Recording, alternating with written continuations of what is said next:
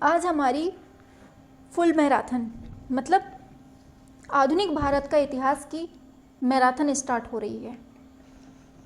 मतलब एक वीडियो में सारा कुछ कवर हो जाएगा, एक वीडियो में ही सारा कुछ कवर हो जाएगा और संपूर्ण आधुनिक भारत का इतिहास आज कंप्लीट होगा। इसमें हमने मोस्ट इम्पॉर्टेंट पॉइंट ही नोट किए हैं और इस वीडियो को सुपर टेट किसके लिए सुपर टेट के हिसाब से बनाया गया है। किसके हिसाब से? सुपर टेट के।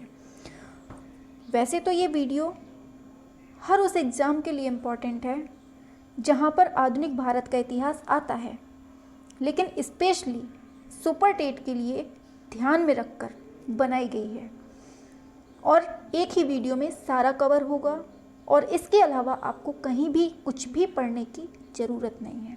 इसके बाद आपको केवल प्रैक्टिस सेट सॉल्व करना होगा, उसमें ही आपको समझ में आ जाएगा कि हाँ इस वीडियो में क्या है।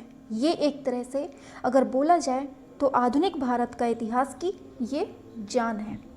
क्या है? जान है। तो चलिए ज़्यादा बात ना करते हुए सीधे हम मैदान पे उतरते हैं, ठीक है? तभी आप समझ पाएंगे कि हाँ हमने क्या बोला, ठीक है? और इस वीडियो को पढ़ते समय बिल्कुल भी दिमाग यहाँ वहाँ मत रखिएगा। जितने भी पॉइंट हैं बहुत अच्छे से समझ कर पढ़िएगा, क्योंकि सारे पॉइंट एक से बढ़कर एक हैं और एग्ज़ाम के लिए मोस्ट इम्पॉर्टेंट हैं। और हाँ, जहाँ पर आपको कम समझ में आएगा वहाँ मैं आपको कहानी के माध्यम से समझा दूँगी, थोड़ा थोड़ा सा लेकर टॉपिक कहानी का समझा दूँगी, ठीक है? तो चलिए बिना किसी देरी के स्टार्ट करते हैं। हम यहाँ से उठाते हैं 1857 की क्रांति से। देखिए ये जो नोट्स है मैंने खुद से लिखा है, हर एक पॉइंट बहुत सावधानी से लिखा है और जो NCERT बुक है उससे एक एक पॉइंट छाप कर लिखा है, ठीक है? पहली बात। दूसरी बात कि इसमें जितना भी लिखा हुआ है बहुत सीक्वेंस से लिखा है, मतलब पहले 1857 की क्रांति, फिर उसके बाद जो भी सन के हिसाब से मतलब टाइम पीरियड के हिसाब से आगे बढ़ते हुए चलेंगे हम। 1857 की क्रांति हुई, फिर जो महान समाज सुधारक आएंगे वो, फिर उसके बाद कांग्रेस की स्थापना होगी, मतलब एक सीक्वेंस से हम लोग पढ़ते चलेंगे। तो चलिए स्टार्ट करते हैं, ठीक है? ज़्यादा टाइम नहीं खींचेंगे, केवल पढ़ाना है क्योंकि। तो देखिए क्या दिया है, 1857 की क्रांति के प्रमुख बिंदु। तो यहाँ से पॉइंट दिए हैं। तिथि कब हुई थी 1857 की क्रांति? 10 मई 1857 को मेरठ से हुई थी, ठीक है? और स्थान कौन था? ये तो सभी जानते हैं, अपने भारत में हुई थी। इसके पीछे की एक कहानी है, मैं आपको बताती हूँ, ज़्यादा लंबी नहीं है, मात्र 1 मिनट की। ऐसा हुआ था कि 31 मई को अपने भारतवासियों ने डेट रखी थी। 31 मई 1857 को भारतवासियों ने डेट रखी थी कि हमें यहाँ पर क्रांति फैलानी है। भारतीयों ने ये सोचा था कि 31 मई 1857 को क्रांति फैलाएंगे, लेकिन इस दिन जो इन्होंने प्लान बनाया था कि 31 मई का, तो ये प्लान किसको पता चल गया? अंग्रेज़ों तक पहुँच गया। मतलब अंग्रेज़ों को भनक लग गई कि 31 मई को भारतीय हमारे खिलाफ षड्यंत्र रच रहे हैं और ये लोग क्रांति फैला देंगे।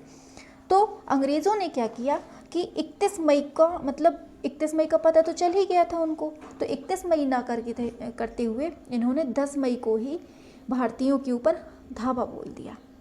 अब जब पहले तो फ़ोन चलते ही नहीं थे कि मतलब तुरंत फ़ोन कर दो तो सब लोग सचेत हो जाएं कि हाँ ये लोग धावा बोलने आ रहे हैं, तो हम लोग तैयारी कर लें। तो इन्होंने जब धावा बोला अंग्रेज़ों ने, तो भारतीय कुछ नहीं कर पाए, भारतीयों के पास क्योंकि कुछ भी नहीं था, ठीक है? कहानी यहाँ से स्टार्ट होती है। अब देखते हैं, देखिए तिथि कौन सी थी? 10 मई 1857। कहाँ से स्टार्ट हुआ था? मेरठ से स्टार्ट हुआ था। इसके परिणाम क्या निकले थे? विद्रोह का दमन हो गया था, ईस्ट इंडिया कंपनी के शासन का अंत हो गया था और ब्रिटिश क्राउन महारानी का प्रतिनिधित्व स्टार्ट हो गया था, ठीक है? इतना समझ में आ गया। नेक्स्ट आता है अन्य नाम। अब ये जो 1857 की क्रांति है इसको कुछ अन्य नाम से भी जानते हैं, मतलब जैसे प्रथम भारतीय स्वतंत्रता संग्राम कहते हैं, भारतीय विद्रोह या गुर्जर विद्रोह भी कह देते हैं। और क्रांति दिवस 10 मई 1857 को जब क्रांति हुई तो 10 मई को कौन सा दिवस मनाया गया? क्रांति दिवस। क्या मनाया गया? क्रांति दिवस। फिर आता है 10 मई 1857 को मेरठ में विद्रोही सैनिकों व पुलिस फोर्स ने अंग्रेजों के खिलाफ मोर्चा गठित कर क्रांतिकारी घटनाओं को अंजाम दिया। ठीक है, आगे समझ में। अब नेक्स्ट आता है मेरठ जेल पर हमला। कहाँ पर? मेरठ जेल पर हमला कब कैसे हुआ? 836 कैदियों को छुड़ा लिया और जेल में आग लगा दी। फिर दिल्ली में जाकर क्रांति शुरू कर दी। कहाँ पर? दिल्ली में जाकर क्रांति शुरू कर दी। अब देखिए ये बुक बहुत पूछी जाती है कि ये किसने लिखी थी। The Indian war of independence किसकी है? वी.डी. सावरकर की है। किसकी है? वी.डी. सावरकर की है। The Indian war of independence किसकी है? वी.डी. सावरकर की है। आता है नेक्स्ट पॉइंट, 1857 की क्रांति को प्रथम स्वतंत्रता संग्राम किसने माना था? मोस्ट इंपॉर्टेंट है, देखिए लिखा भी है, मोस्ट इंपॉर्टेंट है कि 1857 की क्रांति को प्रथम स्वतंत्रता संग्राम किसने माना था? तो किसने माना था? वी.डी. सावरकर ने ही माना था। ठीक है, अब देख लेते हैं 1857 की क्रांति के क्या क्या कारण रहे हैं। ठीक है, क्या क्या कारण रहे हैं। तो 1857 की क्रांति के क्या कारण थे? राजनीतिक कारण था सबसे पहला, ब्रिटिश सरकार की गोद निषेध। मतलब यदि किसी राजा के पुत्र नहीं होते थे तो उस राजा को पुत्र लेने का अधिकार, दत्तक पुत्र लेने का अधिकार नहीं था।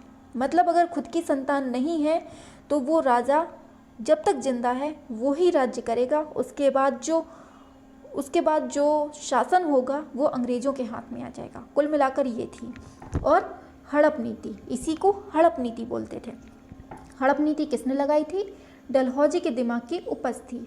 ठीक है, फिर आता है पेंशन व उपाधियों की समाप्ति। क्या हो गया था? पेंशन की समाप्ति कर दी थी, उपाधियों की समाप्ति कर दी थी। कुल मिलाकर अंग्रेज भारतीयों को परेशान करते थे हर तरह से। पक्षपातपूर्ण न्याय प्रणाली थी कि मतलब थोड़ी सा भी कुछ हुआ तो बस पक्षपात करने लगते थे हर चीज़ में। ठीक है, दूसरा पॉइंट आता है सामाजिक व धार्मिक कारण। देखिए ये कारण भी पूछे जाते हैं। आपको लग रहा है कि ये थ्योरेटिकल लिखा है, तो ये थ्योरेटिकल नहीं है, ये ऑप्शन बेस्ड क्वेश्चन इनसे बनते हैं, इम्पॉर्टेंट है। तो क्या दिया है? भारत में तेजी से पैर पसारती पश्चिमी सभ्यता। सही बात है, पश्चिमी सभ्यता क्या है? आज हम केक काट रहे हैं, किसी का बर्थडे होता है तो केक काटते हैं और बढ़िया स्टाइलिश ड्रेस पहनते हैं, तो ये क्या है? ये सब पहले था क्या भारत में? नहीं था। जब से ब्रिटिश अपने भारत में आए हैं, जब से अंग्रेज भारत में आए हैं, तब से ये पश्चिमी सभ्यता अपने भारत में पसरती चली जा रही है। वही दिया है। तो 1850 में ब्रिटिश गवर्नमेंट ने हिंदुओं के उत्तराधिकार कानून में बदलाव कर दिया। और अब देखिएगा कितना इम्पोर्टेंट है, क्रिश्चियन धर्म अपनाने वाले को ही मतलब क्या दिया है? अब सही आ रहा है। 1850 में ब्रिटिश गवर्नमेंट ने हिंदुओं के उत्तराधिकार कानून में बदलाव कर दिया और अब क्रिश्चियन धर्म अपनाने वाला हिंदू ही अपने पूर्वजों की संपत्ति पर हकदार बन सकता था। लो, इन्होंने मतलब क्रिश्चियन धर्म को ज़्यादा बढ़ावा दे दिया और कह दिया कि अगर जो क्रिश्चियन धर्म अपनाएगा उसी को हम, जो उनके पूर्वजों की संपत्ति है, उस पर हक देंगे। देख रहे हैं कितना ज़्यादा तनाव उत्पन्न था। सती प्रथा की समाप्ति हो गई, ये तो बहुत अच्छा हुआ। बाल विवाह पर रोक हो गया। ठीक है, ईसाई धर्म का प्रसार होने लगा, वो अभी ऊपर समझ में ही आ रहा था। जातिवाद की उपेक्षा की गई। सही है। ठीक है, अगला है चर्बी लगे कारतूस का प्रयोग। अब यहाँ से देखिएगा मोस्ट इंपॉर्टेंट क्वेश्चन बनने जा रहा है। क्या हुआ था? 29 मार्च 1857 को मंगल पांडे, जो मंगल पांडे थे 34वीं बटालियन से थे। सबसे पहले तो याद रखिए कि 1857 में मंगल पांडे कौन सी बटालियन से थे? 34वीं बटालियन से। तो पूछा जाता है कि मंगल पांडे किस बटालियन से थे? 34वीं बटालियन से। तो क्या हुआ था कि मंगल पांडे ने 29 मार्च 1857 को इन्होंने चर्बी लगे कारतूस को प्रयोग करने से मना कर दिया था। तो अंग्रेज़ों ने इनको फांसी पर चढ़ा दिया था। और फांसी पर कब चढ़ाया गया था? मोस्ट इम्पॉर्टेंट डेट है, इस डेट को बिल्कुल से रटा होना चाहिए सबके दिमाग में।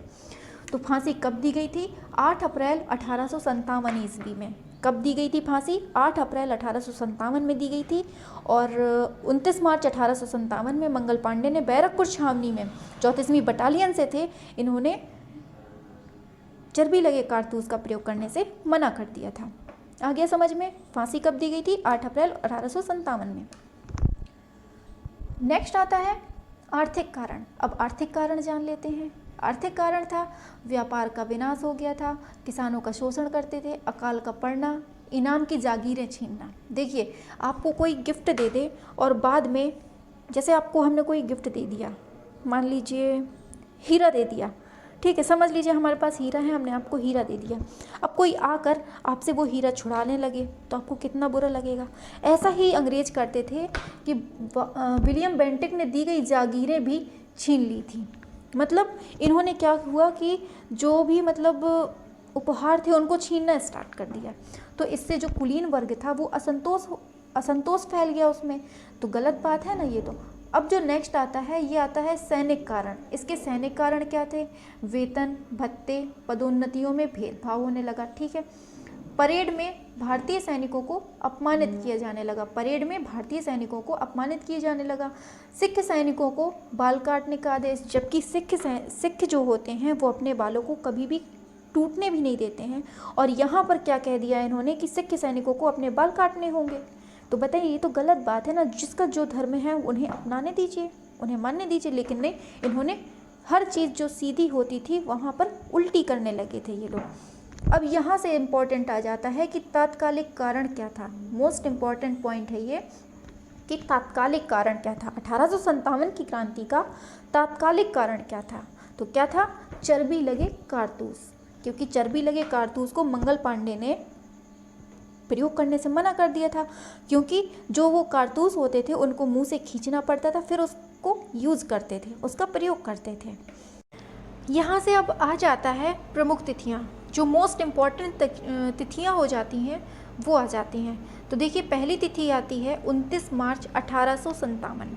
कौन सी? 29 मार्च 1857 पहली तिथि आ जाती है। तो 29 मार्च 1857, ठीक है।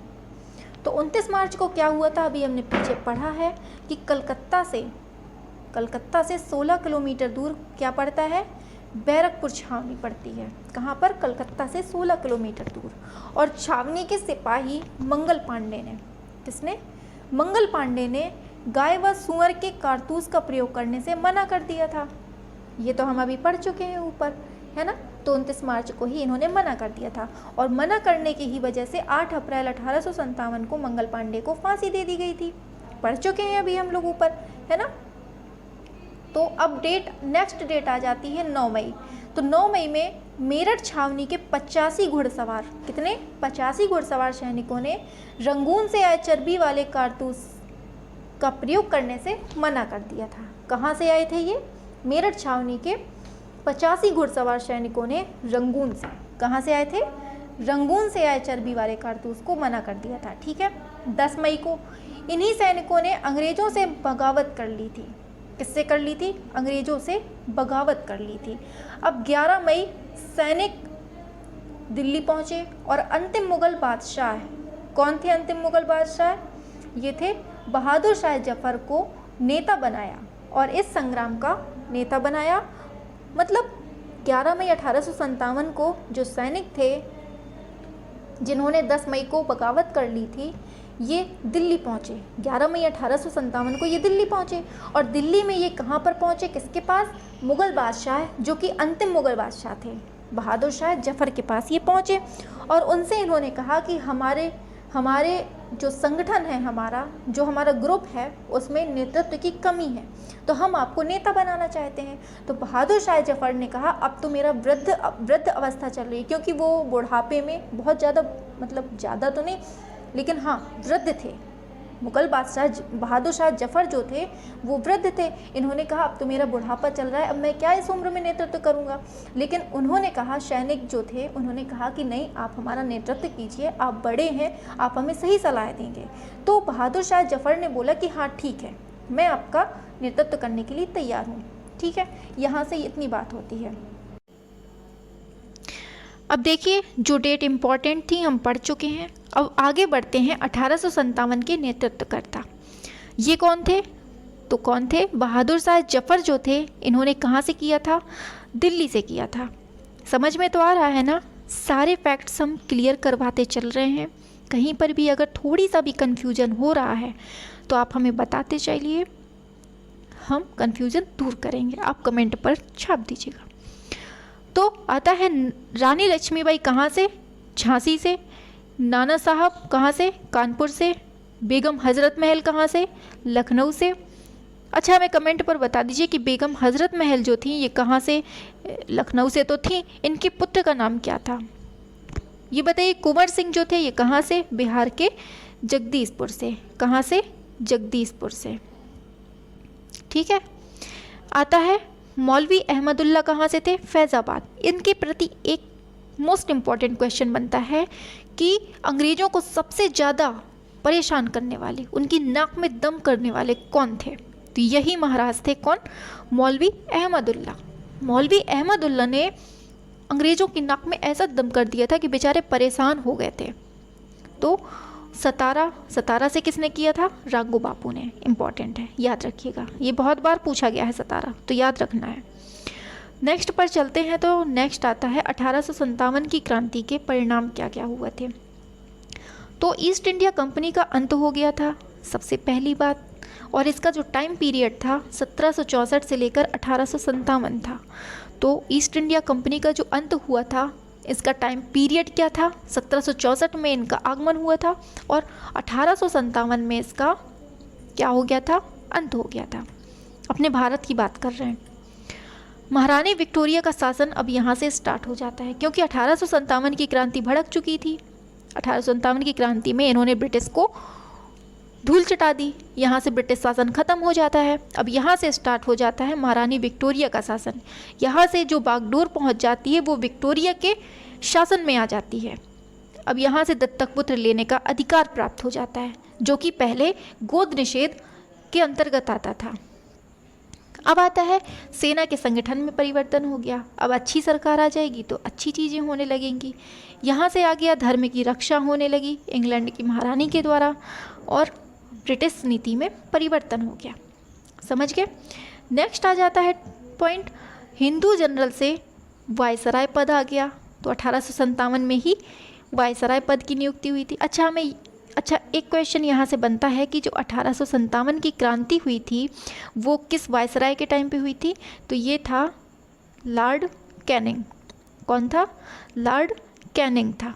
ये याद रखिएगा, ये इम्पॉर्टेंट है। ये पॉइंट शायद छूट गया है पीछे, तो इसको याद रखना है। ठीक है।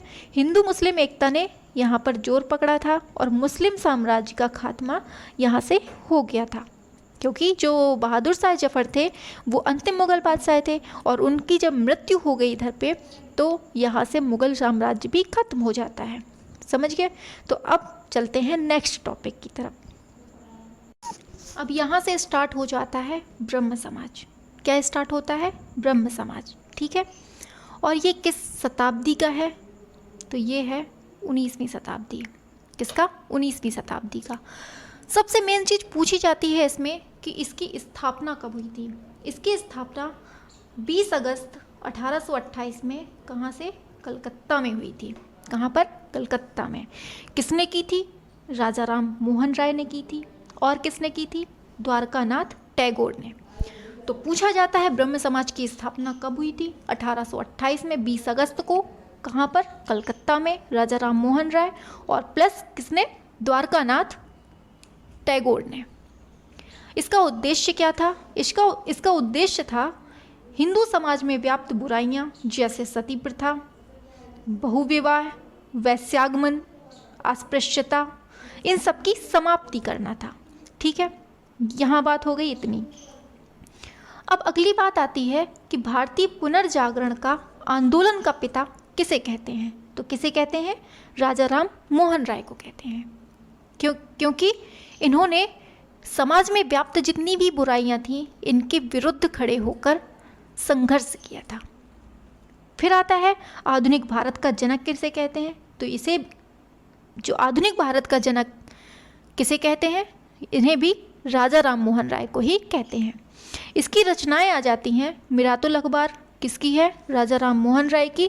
तूफ़ातुल मुबादीन किसकी है? ये भी राजा राम मोहन राय की है। तीसरी आती है प्रिसेप्ट ऑफ जीसस, ये किसकी है? ये भी राजा राम मोहन राय की है। और एक और चौथी आ जाती है संवाद कौमुदी। तो संवाद कौमुदी, ये क्या हो रहा है, लिख ही नहीं रहा है। तो चौथी आ जाती है संवाद कौमुदी, ये किसकी है? तो ये भी किसकी हो जाती है? तो ये किसकी हो जाती है? राजा राम मोहन राय की हो जाती है। तो संवाद कौमुदी, मिरातुल अखबार, तोहफातुल मुबादीन और प्रिसेप्ट ऑफ जीसस, ये किसकी है? ये सब किसकी है? राजा राम मोहन राय की। 1815 में आत्मीय सभा की स्थापना किसने की थी? राजा राम मोहन राय ने की थी। अब देखिए नेक्स्ट आता है कि राजा राम मोहन राय को एक और कुछ कहा जाता है, क्या कहते हैं? युगदूत। तो युगदूत की उपाधि किसने दी थी? इनको राजा राम मोहन राय को युगदूत की उपाधि किसने दी थी, या फिर इनको युगदूत किसने कहा था? तो किसने कहा था? सुभाष चंद्र बोस ने कहा था। ठीक है, नेक्स्ट पर चलते हैं। तो ब्रह्म समाज के अंतर्गत क्या क्या बंद हो गया था? तो समझिएगा, सती प्रथा कब बंद हुआ था? ये 1929 ईस्वी में बंद हुआ था। और किसके प्रयासों से? लॉर्ड विलियम बेंटिक और राजा राम मोहन राय दोनों के प्रयासों से सती प्रथा का अंत हो गया था 1929 में। बाल विवाह का खात्मा हो गया था। जाति तंत्र और अन्य सामाजिक बुराइयों का भी यहाँ पर अंत हो गया था। 1865 में ब्रह्म समाज में फूट पड़ी थी, जिससे यह आदि समाज में विभक्त हो गया था। किसमें? आदि समाज में ये विभक्त हो गया था। और किसने किया था? ये किया था देवेंद्र नाथ टैगोर ने। किसने? देवेंद्र नाथ टैगोर ने बंद किया था। आ जाता है आदि ब्रह्म समाज का नारा क्या था? ब्रह्मवाद ही हिंदूवाद है। क्या है? ब्रह्मवाद ही हिंदूवाद है। इसका जो सिद्धांत है, सिद्धांत केवल आप देख लीजिए, इम्पोर्टेंट नहीं है, लेकिन फिर भी आपको जानकारी होनी चाहिए। ठीक है, तो क्या है? पहला, ईश्वर एक है और वह संसार का निर्माण करता है। ये कर्ता गलत लिखा है, कर्ता ऐसे नहीं लिखते हैं, आप सभी जानते हैं कैसे लिखते हैं, जल्दबाजी में शायद गलती हो गई है। सर्वव्यापी व निराकार है। आत्मा अमर है, अजर है और शरीर नाशवान है। सही बात है। मनुष्य को अहिंसा अपनाना चाहिए, सभी मानव समान है। प्रेम व सत्य में विश्वास करना चाहिए, छुआछूत के विरोधी होना चाहिए और अंधविश्वास का त्याग करना चाहिए। नेक्स्ट आ जाता है ब्रह्म समाज का विरोधी संगठन कौन था? धर्म सभा। धर्म सभा के संस्थापक कौन थे? राधाकांत देव थे। केशव चंद्र सेन के प्रयासों से ब्रह्म समाज की जड़ यूपी, पंजाब, मद्रास में फैली। सही है।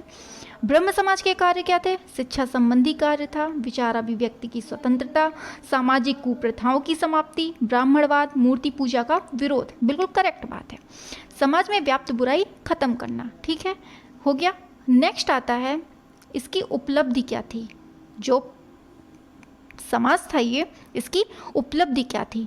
तो 1829 में विलियम बेंटिक ने कानून बनाकर सती प्रथा को अवैध घोषित किया। पीछे अभी हमने देखा किसके प्रयासों से? तो राजा राम मोहन राय के प्रयासों से। अच्छा ये बताइए कि राजा की उपाधि इनको, राजा राम मोहन राय को किसने दी थी? तो किसने दी थी? ये दी थी अकबर द्वितीय ने। किसने दी थी? अकबर सेकंड ने दी थी। ठीक है, आता है समाज में काफ़ी सुधार हुआ, भेदभाव, जाति प्रथा का खत्म हुआ। और राजा राम मोहन राय के इंग्लैंड जाने के बाद बागडोर किसने संभाली थी? ये संभाली थी रामचंद्र विधावागीस। किसने? रामचंद्र विधावागीस ने संभाली थी। ठीक है, अब यहाँ से आ जाता है प्रार्थना समाज। क्या आता है? प्रार्थना समाज। तो प्रार्थना समाज देख लेते हैं। इसकी स्थापना आत्माराम पांडुरंग ने की थी, 1867 में बम्बई में की थी। प्रार्थना समाज भारतीय जागरण के दौर में धार्मिक व सामाजिक सुधारों के लिए स्थापना की गई थी। किससे प्रेरित होकर? ब्रह्म समाज से प्रेरित होकर। कुल मिलाकर ब्रह्म समाज से प्रेरित होकर ही प्रार्थना समाज की स्थापना की गई थी। और अब इसमें कंपेयर देख लेते हैं। तो ब्रह्म समाज की स्थापना कब हुई थी? 20 अगस्त 1828 में कलकत्ता में राजा राम मोहन राय के द्वारा। और प्रार्थना समाज की स्थापना कब हुई थी? ये हुई थी 1867 ईस्वी में बम्बई में। किसके द्वारा? आत्माराम पांडुरंग के द्वारा। अब इसके नियम व सिद्धांत देख लेते हैं। इसके नियम व सिद्धांत क्या है? तो ईश्वर ही ब्रह्मांड का रचयिता है, मूर्ति पूजा का विरोधी कहते हैं, और ईश्वर अवतार नहीं लेता, और कोई भी ऐसी पुस्तक नहीं है जिसे स्वयं ईश्वर ने रचा हो। समझ गए? तो अब इसके कार्य आ जाते हैं, इन्होंने क्या क्या कार्य किए थे। प्रार्थना समाज ने रनाडे के नेतृत्व में जाति प्रथा, बाल विवाह, मूर्ति पूजा, हिंदू समाज की अन्य कुरीतियों के विरुद्ध आंदोलन किया था। नेक्स्ट आता है पॉइंट, इन्होंने 19वीं शताब्दी के 9वें दशक में नारी जागरण योजनाओं का आरंभ किया। बहुत अच्छी बात करी। अब यहाँ ये पॉइंट इंपॉर्टेंट आ जाता है कि आर्य महिला समाज की स्थापना कब हुई थी? तो ये कब हुई थी? 1882 ईस्वी में। आर्य महिला समाज की स्थापना 1882 ईस्वी में हुई थी। और ये किसकी योजनाओं का फल है? तो ये प्रार्थना समाज की योजनाओं का फल है। इसमें कुछ ये मिट गया है पानी की वजह से। 1878 में प्रार्थना समाज द्वारा स्थापित पहला विद्यालय जन शिक्षा और प्रौढ़ शिक्षा के क्षेत्र में अग्रणी रहा है। ठीक है, अब आ जाता है आर्य समाज। यहाँ से स्टार्ट हो जाता है आर्य समाज। आर्य समाज की स्थापना कब हुई थी? 1875 ईस्वी में हुई थी। कहाँ से? बम्बई से। और किसने की थी? स्वामी दयानंद सरस्वती ने। एक बार फास्ट रिवीजन कर लेते हैं कि ब्रह्म समाज की स्थापना कब हुई थी? 20 अगस्त 1828 में हुई थी। किसने की थी? राजा राम मोहन राय ने। कहाँ पर? कलकत्ता में की थी। इसके बाद दूसरा आता है प्रार्थना समाज। प्रार्थना समाज की कब हुई थी? 1867 में हुई थी। किसने की थी? आत्माराम पांडुरंग ने की थी। कब की थी? 1867 में। कहाँ पर की थी? बम्बई में की थी। तीसरा आ जाता है आर्य समाज। आर्य समाज की स्थापना कहाँ भी हुई थी? बम्बई में हुई थी। कब हुई थी? 1875 में हुई थी। और किसने की थी? स्वामी दयानंद सरस्वती ने की थी। आर्य समाज किसके विरुद्ध था? धार्मिक अनुष्ठान व मूर्ति पूजा का ये विरोध करते थे। रामकृष्ण मिशन की स्थापना अब आ जाती है। तो रामकृष्ण परमहंस जो थे ये स्वामी विवेकानंद जी के गुरु थे, और इन्होंने अपने गुरु के नाम पर रामकृष्ण मिशन की स्थापना की थी। और कहाँ पर की थी? ये बेलूर मठ में कलकत्ता में की थी। ठीक है, और कब की थी? ये 1897 में की थी। कब की थी? 1897 में की थी अपने गुरु के नाम पर। और ये रामकृष्ण परमहंस कौन थे? बंगाल के महान संत थे। गदाधर चट्टोपाध्याय इनका दूसरा नाम था। ठीक है, आता है थियोसॉफिकल सोसाइटी की स्थापना कब हुई थी? तो अब देखिए, जो 1875 में आर्य समाज की स्थापना हो रही है यहाँ पर, और वहीं 1875 में थियोसॉफिकल सोसाइटी की स्थापना न्यूयॉर्क में हो रही थी। और अपने भारत में स्थापना कब होती है थियोसॉफिकल सोसाइटी की? तो 1882 में अड्यार मद्रास में। आ गया समझ में? हाँ, तो अब आती है बुक। सत्यार्थ प्रकाश बुक किसकी है? तो ये किसकी है? दयानंद सरस्वती जी की है। और इसका नारा क्या था? वेदों की ओर लौटो। किसने दिया था? दयानंद सरस्वती जी ने। इसमें एक एक लिखा पॉइंट इतना इम्पॉर्टेंट है कि एग्ज़ाम को देखकर ही ये पॉइंट लिखे गए हैं। और सारा का सारा मटेरियल सबसे मोस्ट इम्पॉर्टेंट की NCERT से छांट कर लिखा गया है। हर एक एक पॉइंट को NCERT से लिखा है। नेक्स्ट पॉइंट आ जाता है, दयानंद सरस्वती जी का नाम क्या था? इनका नाम था मूल शंकर। मूल शंकर किसका नाम था? दयानंद सरस्वती जी का। इम्पॉर्टेंट है। भारत में दास प्रथा को अवैध कब घोषित किया गया था? दास प्रथा को 1843 में किया गया था। किसने किया था? कब किया था? 1843 में। और ये किसका नारा है? भारत भारतीयों के लिए। ये दयानंद सरस्वती जी का नारा है। ये जितने भी पॉइंट दिए हैं मोस्ट मोस्ट मोस्ट इम्पॉर्टेंट है और एग्जाम को देखकर ही बनाई गई है ये वीडियो। तो दास प्रथा को अवैध कब घोषित किया गया था? 1843 में। और भारत भारतीयों के लिए है, ये कब बताया, किसने बताया था? दयानंद सरस्वती जी ने। नेक्स्ट आता है अलीगढ़ आंदोलन। अलीगढ़ आंदोलन के नेतृत्व किसने किया था? सर सैयद अहमद खान ने। युवा बंगाल आंदोलन के नेता कौन थे? ये थे हेनरी विवियन डेरोजियो। कौन थे? Henry Vivian Derozio. नेक्स्ट आ जाता है, किस धर्म सुधारक की मृत्यु भारत में नहीं हुई थी? मोस्ट इम्पॉर्टेंट है, राजा राम मोहन राय। तो फिर कहाँ हुई थी? जब भारत में नहीं हुई तो फिर कहाँ पे हुई थी? तो ये हुई थी, इनकी मृत्यु हुई थी ब्रिस्टल। ब्रिस्टल ये कहाँ पड़ता है? ये इंग्लैंड में। कहाँ पर? इंग्लैंड में हुई थी, ब्रिस्टल इंग्लैंड में। ठीक है। सत्यशोधक समाज की स्थापना ज्योतिबा बाई फुले ने की थी। ठीक है।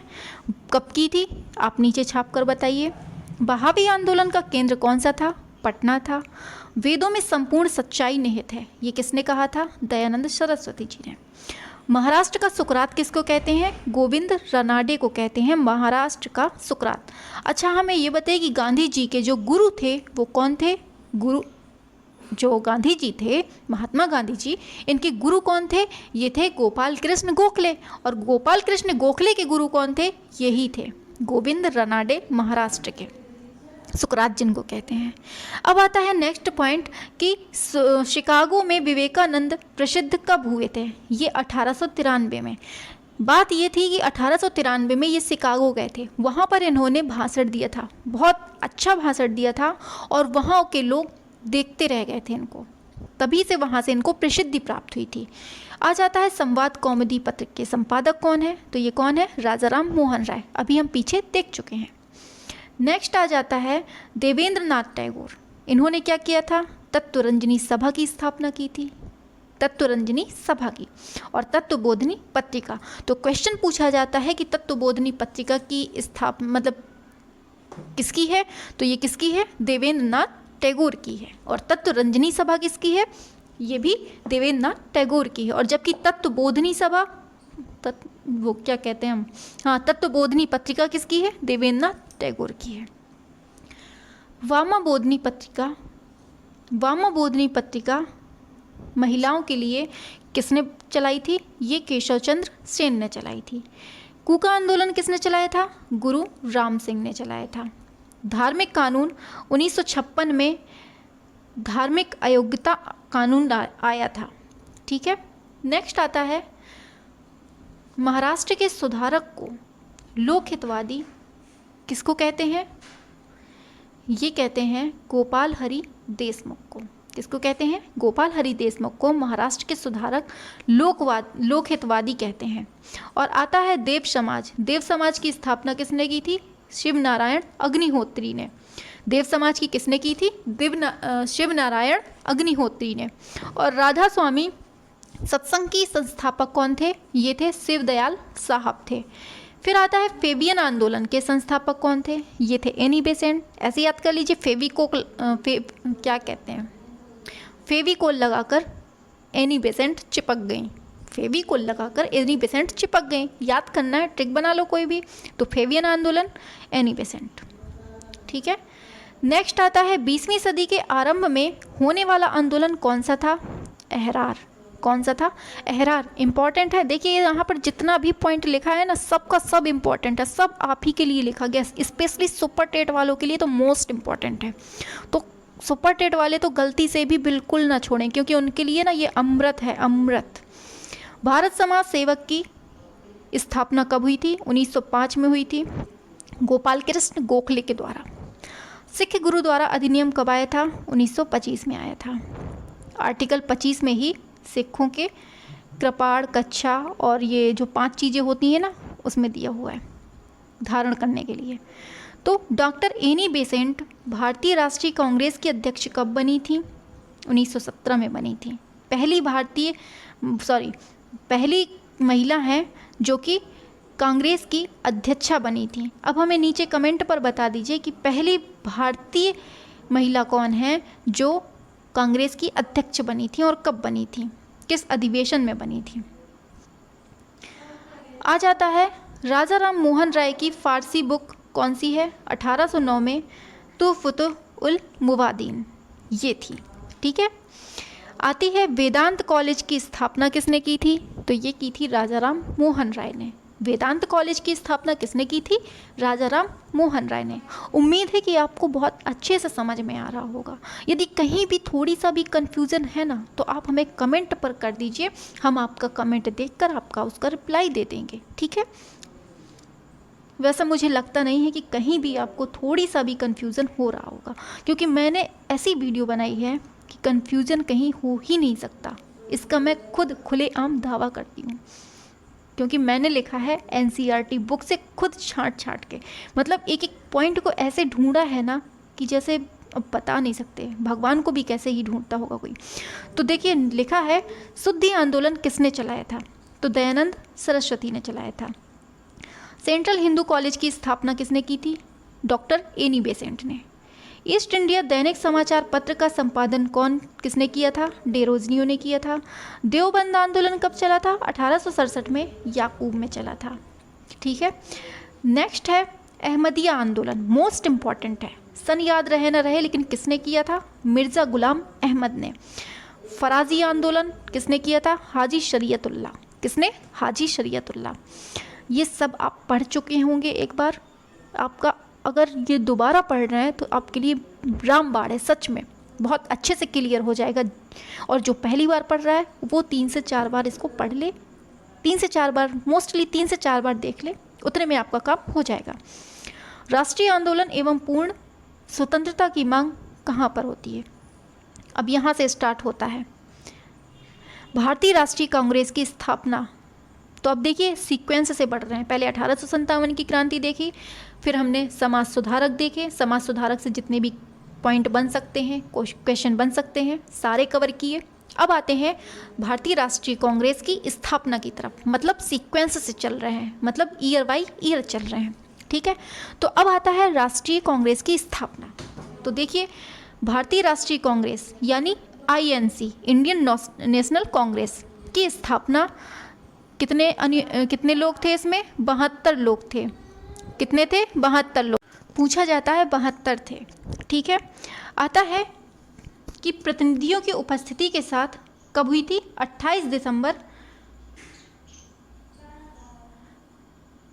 1885 को, कहाँ, बॉम्बे के गोकुलदास तेजपाल संस्कृत महाविद्यालय में। तो देखिए कहाँ कहाँ से क्वेश्चन बनते हैं, राष्ट्रीय कांग्रेस की स्थापना कितने अनुयायियों के साथ हुई थी, कितने प्रतिनिधि मतलब उपस्थित थे उधर पे, तो वहाँ पर उपस्थित थे 72 प्रतिनिधि उपस्थित थे। और कब स्थापना होती है, 28 दिसंबर 1885 को, कहाँ पर, बॉम्बे में होती है। और किस जगह पर होती है, तो गोकुलदास तेजपाल संस्कृत महाविद्यालय में होती है। नेक्स्ट आता है अब संस्थापक कौन थे इसके, इंडियन नेशनल कांग्रेस के संस्थापक कौन थे, तो स्कॉटलैंड के एक सेवानिवृत्त अंग्रेज ICS एओ ह्यूम थे। कौन थे संस्थापक, एओ ह्यूम थे।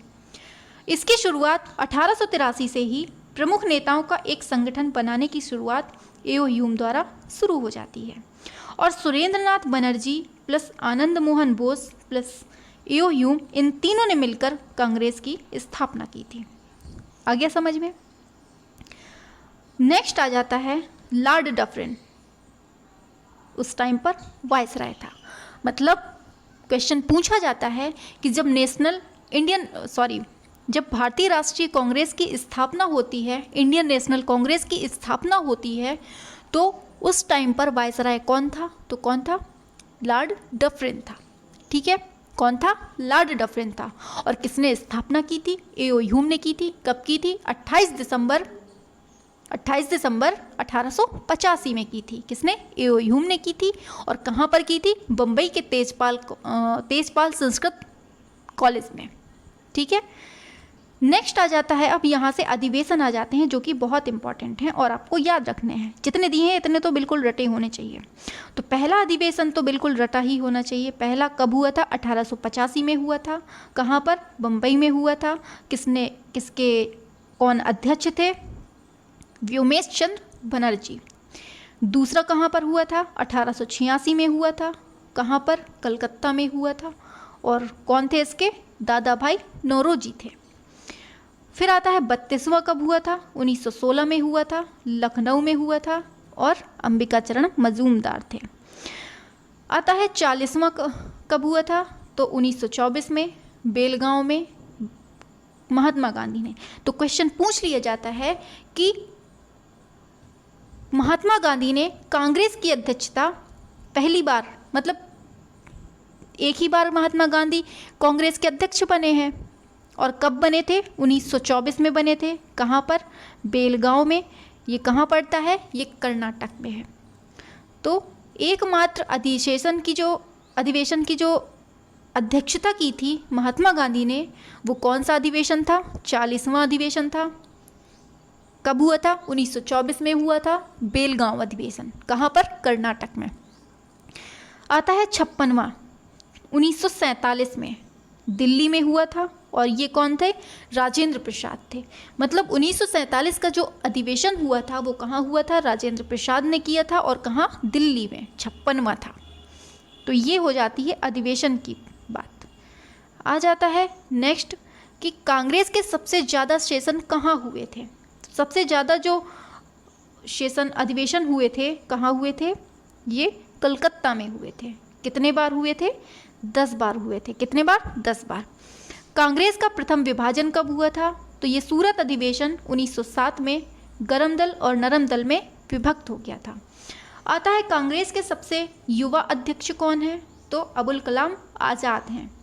श्यामलाल द्वारा रचित विजयी विश्व तिरंगा प्यारा, श्यामलाल के द्वारा लिखा गया है जो विजय विश्व तिरंगा प्यारा, ये किस अधिवेशन में गाया गया था? मोस्ट इम्पॉर्टेंट है। पहली बात तो कब गाया गया था? 1925 में गाया गया था। कब गाया गया था? 1925 में। और कहाँ पर? किस अधिवेशन में? कानपुर अधिवेशन में।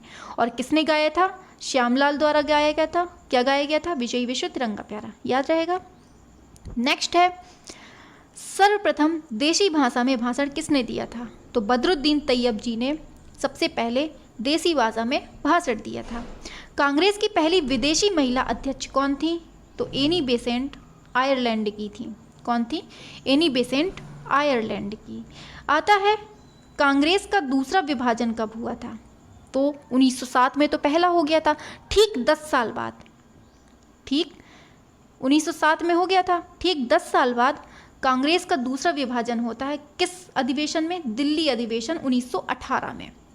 और प्रथम मुस्लिम अध्यक्ष कौन थे? ये बदरुद्दीन तैयब जी ही पहले मुस्लिम अध्यक्ष थे। किसके? कांग्रेस के। दूसरी महिला अध्यक्षा व प्रथम भारतीय कौन थी? ये थी सरोजनी नायडू। और कब इन्होंने किया था? 1925 में इन्होंने कानपुर अधिवेशन में भाग लिया था। कौन से अधिवेशन में? कानपुर में। ठीक है। फिर पूछा जाता है कि पहली महिला कौन थी? Annie Besant. दूसरी कौन थी? सरोजनी नायडू। अब पूछा जाता है तीसरी महिला कौन थी, क्योंकि पहला और दूसरा तो सब कोई रट लेते हैं, लेकिन तीसरी बात आती है तो सबका मुंह बंद हो जाता है। तो वही आंसर हो जाता है श्रीमती नलिनी सेन गुप्ता। अब आता है प्रथम सेशन में कुल प्रतिनिधि कितने थे? अभी हम पीछे पढ़ चुके हैं। कितने थे? 72 थे। ठीक है। नेक्स्ट चलते हैं नेक्स्ट पेज पर। तो नेक्स्ट पेज से अब स्टार्ट हो जाता है बंग भंग आंदोलन। तो देखिए हमने कितने सीक्वेंस से पढ़ा। पहले हमने क्या पढ़ा? क्या पढ़ा पहले बताइए? 1857 की क्रांति, फिर समाज सुधारक, फिर यहाँ कांग्रेस की स्थापना हो जाती। अब यहाँ से स्टार्ट हो जाता है बंग भंग आंदोलन, मतलब बंगाल का जो विभाजन की घटना होती है। समझ गए? सीक्वेंस से पढ़िए, अच्छे से पढ़िए, और वही पढ़िए जो एग्ज़ाम में आना है बिना टेंशन के। तो आता है क्या लिखा है? बंगाल विभाजन के निर्णय की घोषणा कब होती है? 19 जुलाई 1905 को होती है। कब होती है बंगाल विभाजन के निर्णय की घोषणा? कब होती है? तो ये हो जाती है 19 जुलाई 1905 को हो जाती है। समझ गए? ठीक है। भारत के तत्कालीन वायसराय कर्जन के द्वारा किया गया था। ठीक है। नेक्स्ट पॉइंट है, एक मुस्लिम बहुल प्रांत का सृजन करने के उद्देश्य से ही भारत के बंगाल को दो भागों में बांट दिए जाने का निर्णय लिया गया था। कुल मिला के राजनीति चल रही थी कि हिंदू को अलग किया जाए, मुस्लिम को अलग किया जाए।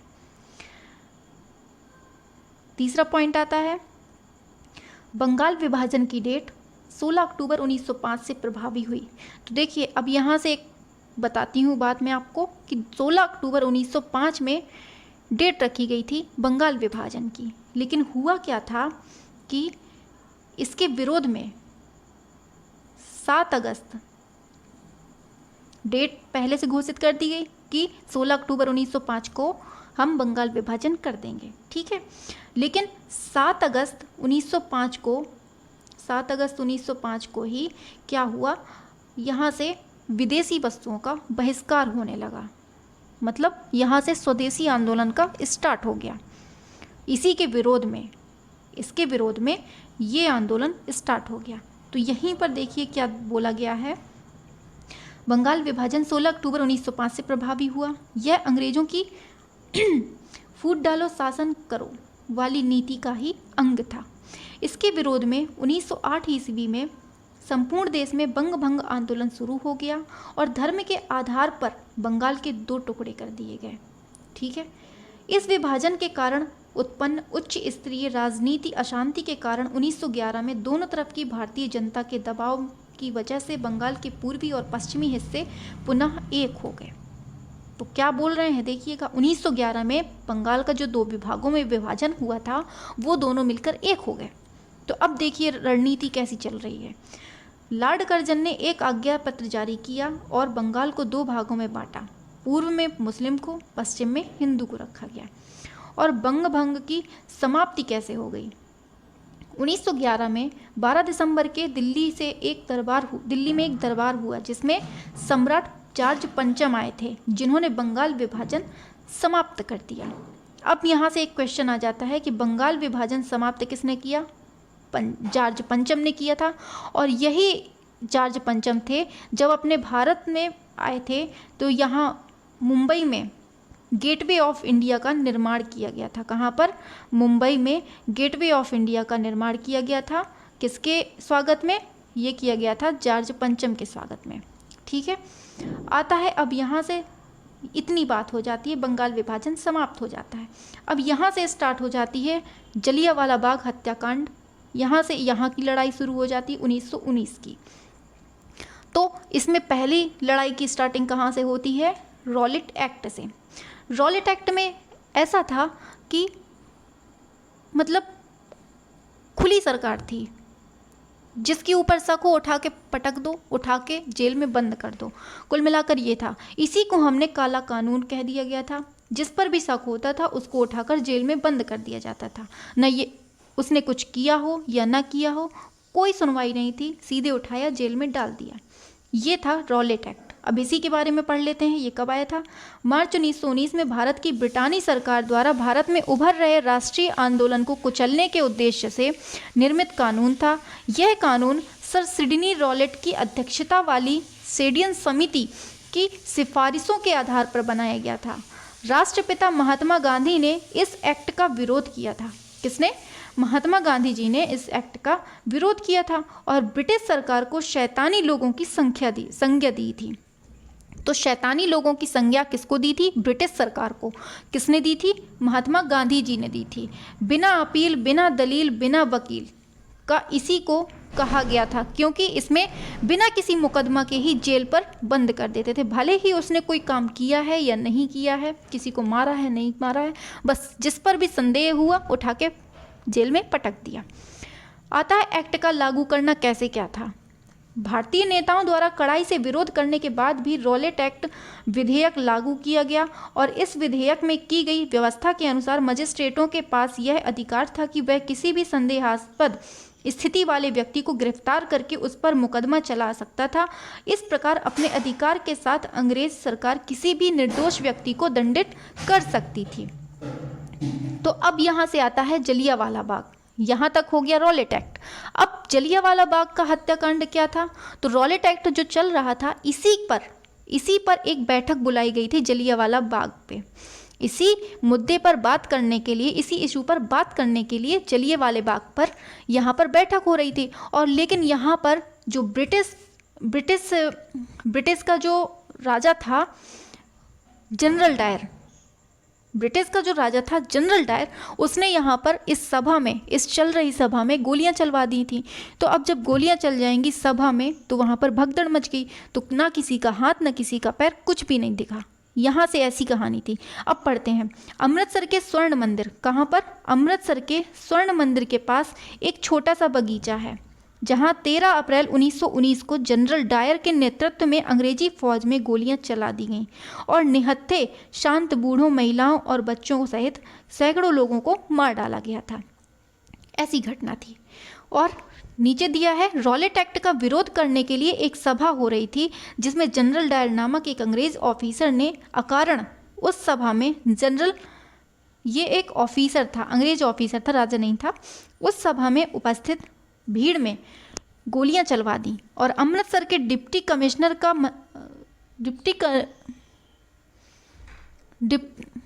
अमृतसर के डिप्टी कमिश्नर कार्यालय में 484 शहीदों की सूची है, जबकि जलियांवाला बाग में कुल 388 शहीदों की सूची है। मतलब 484 शहीदों की सूची जो बनाई गई थी उसमें से 388 तो शहीद हो गए थे। ठीक है, नेक्स्ट आता है ऐतिहासिक दिवस। ऐतिहासिक दिवस के बारे में 13 अप्रैल 1919 को बैसाखी का दिन था। कौन सा दिन था? बैसाखी का दिन था। इसी दिन 10वें और अंतिम गुरु गोविंद सिंह, तो सिखों के अंतिम गुरु कौन थे? गुरु गोविंद सिंह थे। और कौन से नंबर के थे? 10वें नंबर के थे। 10वें नंबर के गुरु कौन थे? गुरु गोविंद सिंह थे और ये अंतिम थे। इन्होंने खालसा पंथ की स्थापना की थी। इन्होंने खालसा पंथ की स्थापना किस दिन की थी? वैशाखी के दिन की थी। और किस सन में की थी?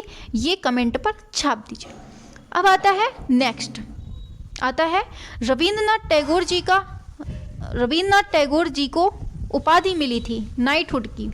ये उपाधि जो थी ये किस हत्याकांड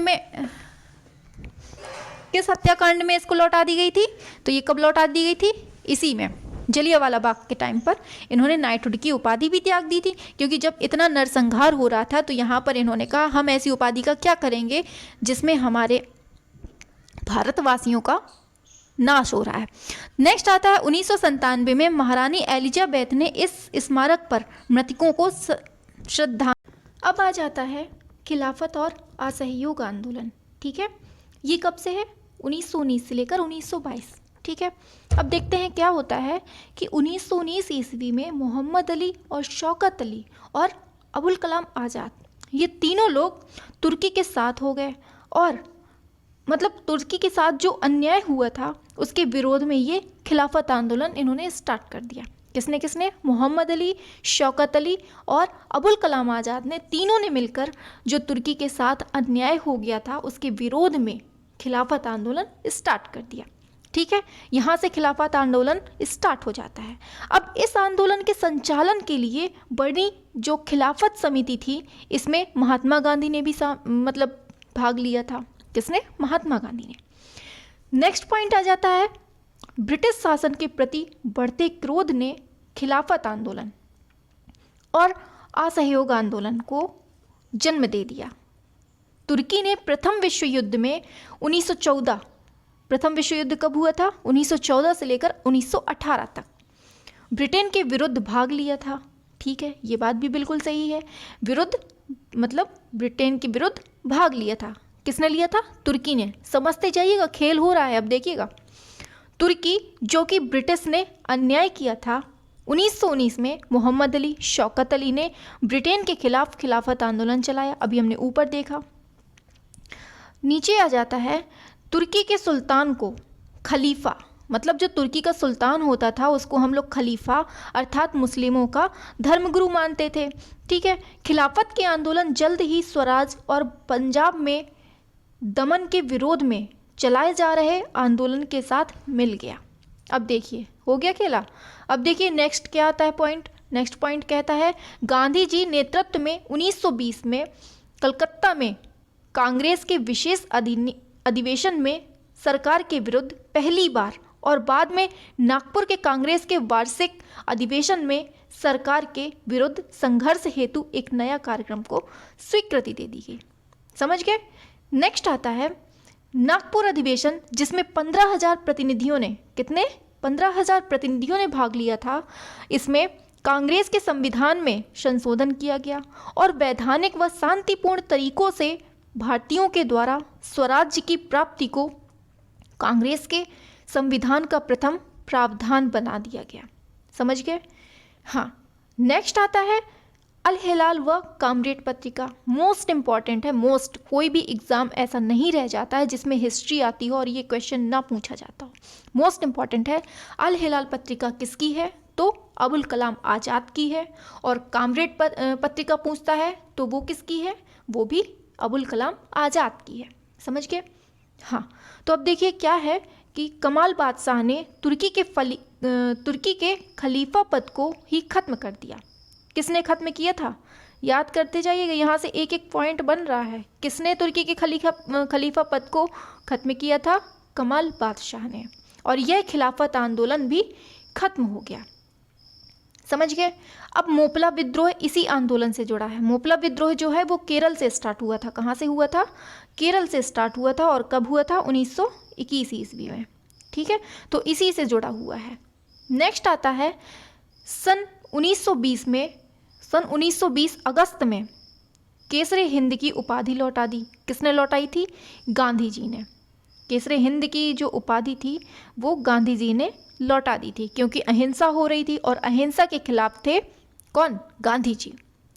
ब्रिटिश सरकार से इस उपाधियों का प्राप्त करना अब भारतीयों के लिए सम्मान का विषय नहीं रह गया था। बिल्कुल सही बात है कि तुम हमारे भारतीयों को परेशान कर रहे हो और हम तुम्हारी उपाधियां लेकर घूमें अपने यहाँ पर, तो ये तो गलत बात है ना। तो गांधी जी ने केसरी हिंद की उपाधि लौटा दी और रविन्द्रनाथ टैगोर ने किसकी? नाइटहुड की उपाधि। तो इन दोनों लोगों ने, और भी कई सारे लोग थे, उन्होंने भी अपनी उपाधियां लौटा दी थी। तो अब यहाँ तक आ गया समझ में। नेक्स्ट पॉइंट आता है, अतः सरकार के साथ असहयोग किया और बाद में विधायिकाओं का भी बहिष्कार कर दिया। मतलब ब्रिटिश का विरोध कर दिया इन लोगों ने, और इन्होंने कहा हम आपका कोई भी चीज़, कुछ भी उपाधि हो या वस्त्र हो या कोई भी वस्तु हो, किसी भी चीज़ को हम स्वीकार नहीं करेंगे, हर चीज़ का हम बहिष्कार कर देंगे। तो यहाँ तक था। ठीक है, अब आता है नेक्स्ट आंदोलन, आ जाता है असहयोग आंदोलन। कौन सा? असहयोग आंदोलन। स्वराज्य की मांग को लेकर ये हुआ था। असहयोग आंदोलन स्वराज्य की मांग को लेकर हुआ था। सितंबर 1920 से कहाँ गया? हाँ, सितंबर 1920 से फरवरी 1922 के बीच महात्मा गांधी और भारतीय राष्ट्रीय कांग्रेस के नेतृत्व में असहयोग आंदोलन चलाया गया। किसके किसके? महात्मा गांधी और भारतीय राष्ट्रीय कांग्रेस के। ठीक है, जिसने भारतीय स्वतंत्रता आंदोलन को एक नई जागृति प्रदान की। जलियांवाला बाग नरसंहार सहित अनेक घटनाओं के बाद गांधी जी ने अनुभव किया कि ब्रिटिश हाथों में उचित न्याय मिलने की कोई उम्मीद नहीं है। सही बात है, अभी तक कितना अन्याय होता जा रहा है, तो क्या हम आगे न्याय की थोड़ी सी भी उम्मीद कर सकते हैं? बताइए, अभी तक इतना मार कुटाई हो रही है, कोई गोली चलवाए दे रहा है, कोई जलियांवाला बाग हत्याकांड हो रहा है, कहीं असहयोग आंदोलन चल रहा है, कहीं कुछ हो रहा है, तो ये सब क्या है? खिलाफत आंदोलन चल रहा है, तो ये सब क्या है? मार कुटाई ही तो है, एक तरह से अन्याय है। तो हमें न्याय की उम्मीद कहाँ से मिले? तो गांधी जी ने यही बात बोली कि हमें अनुभव किया है कि ब्रिटिश हाथों में उचित न्याय मिलने की कोई संभावना नहीं है। इसलिए उन्होंने ब्रिटिश सरकार से राष्ट्र के सहयोग को वापस लेने की योजना बनाई और इस प्रकार असहयोग आंदोलन की शुरुआत हो गई। कुल मिला के गांधी जी ने कह दिया कि अभी तक जो हमारा भारत था, पूरा भारतवासी अभी तक जो ब्रिटिश के सहयोग में थे, अब हम वो सहयोग वापस ले लेते हैं। तो यहीं से स्टार्ट हो जाता है असहयोग आंदोलन। ठीक है, समझ आ गया? यह आंदोलन अत्यंत सफल रहा क्योंकि इसे लाखों भारतीयों को प्रोत्साहन मिला। इस आंदोलन से ब्रिटिश प्राधिकारी हिल गए थे। देखिए कितना पावर आ गया था कि ब्रिटिश प्राधिकारी भी यहाँ से हिल गए थे, यहाँ से जड़ें उनकी हिल गई। अब देखिए क्या होता है खेल।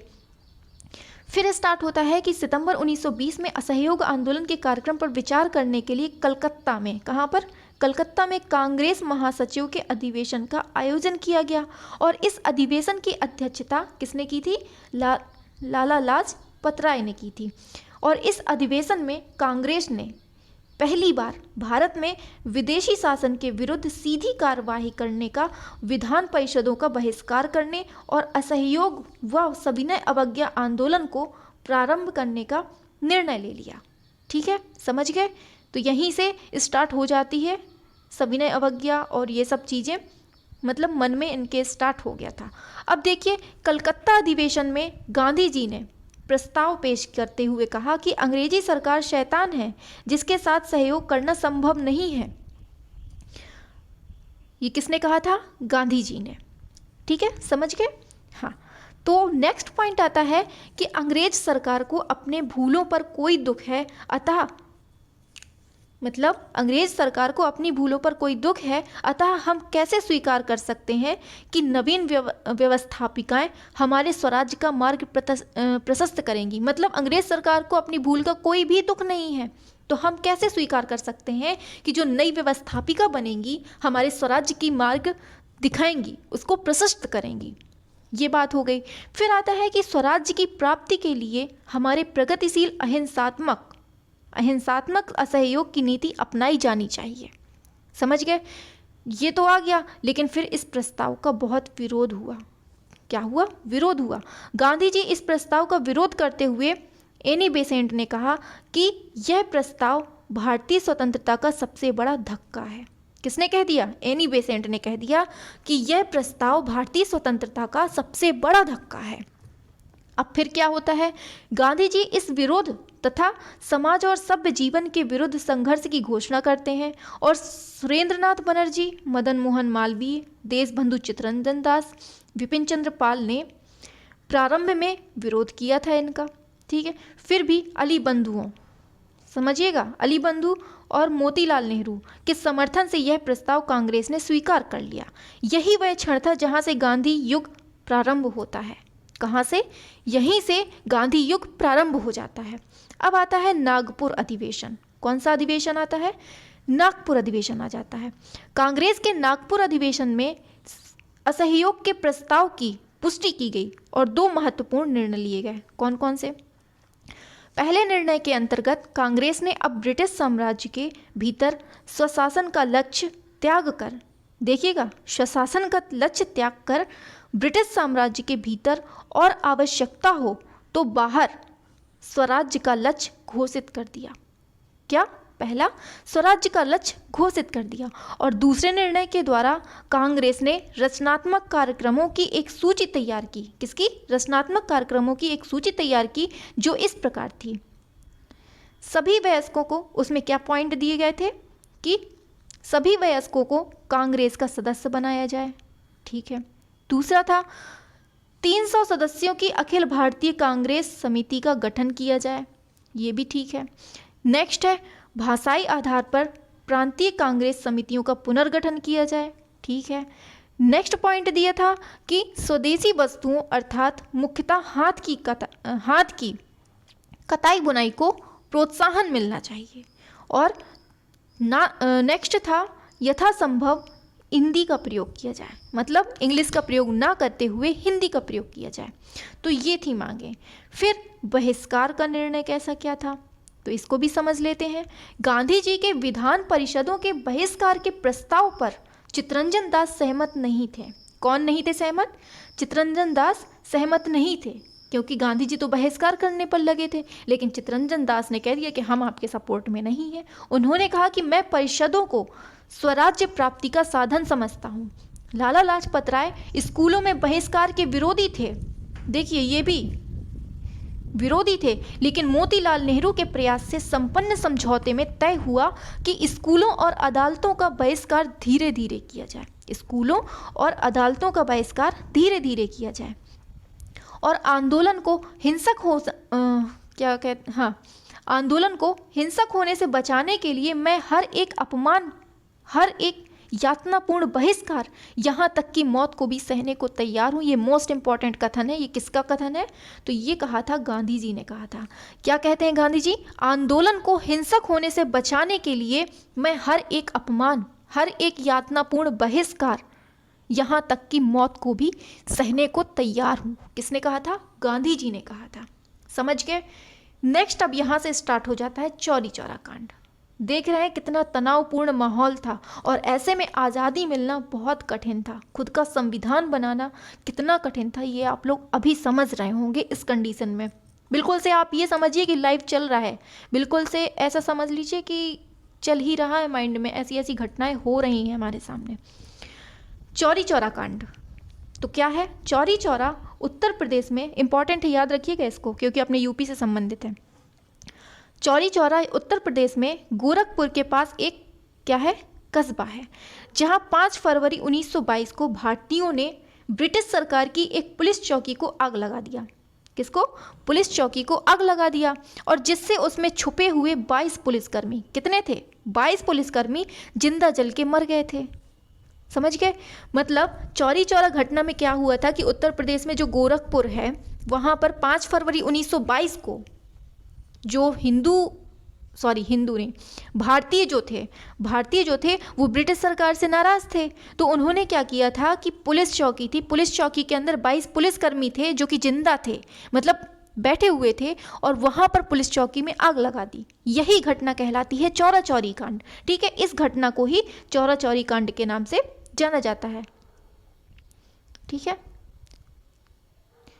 नेक्स्ट आता है, इसके परिणाम स्वरूप गांधी जी ने कहा कि हिंसा होने के कारण असहयोग आंदोलन उपयुक्त नहीं रह गया और इसे वापस ले लिया। सबसे बड़ी गलती थी गांधी जी की, असहयोग आंदोलन इन्होंने वापस ले लिया।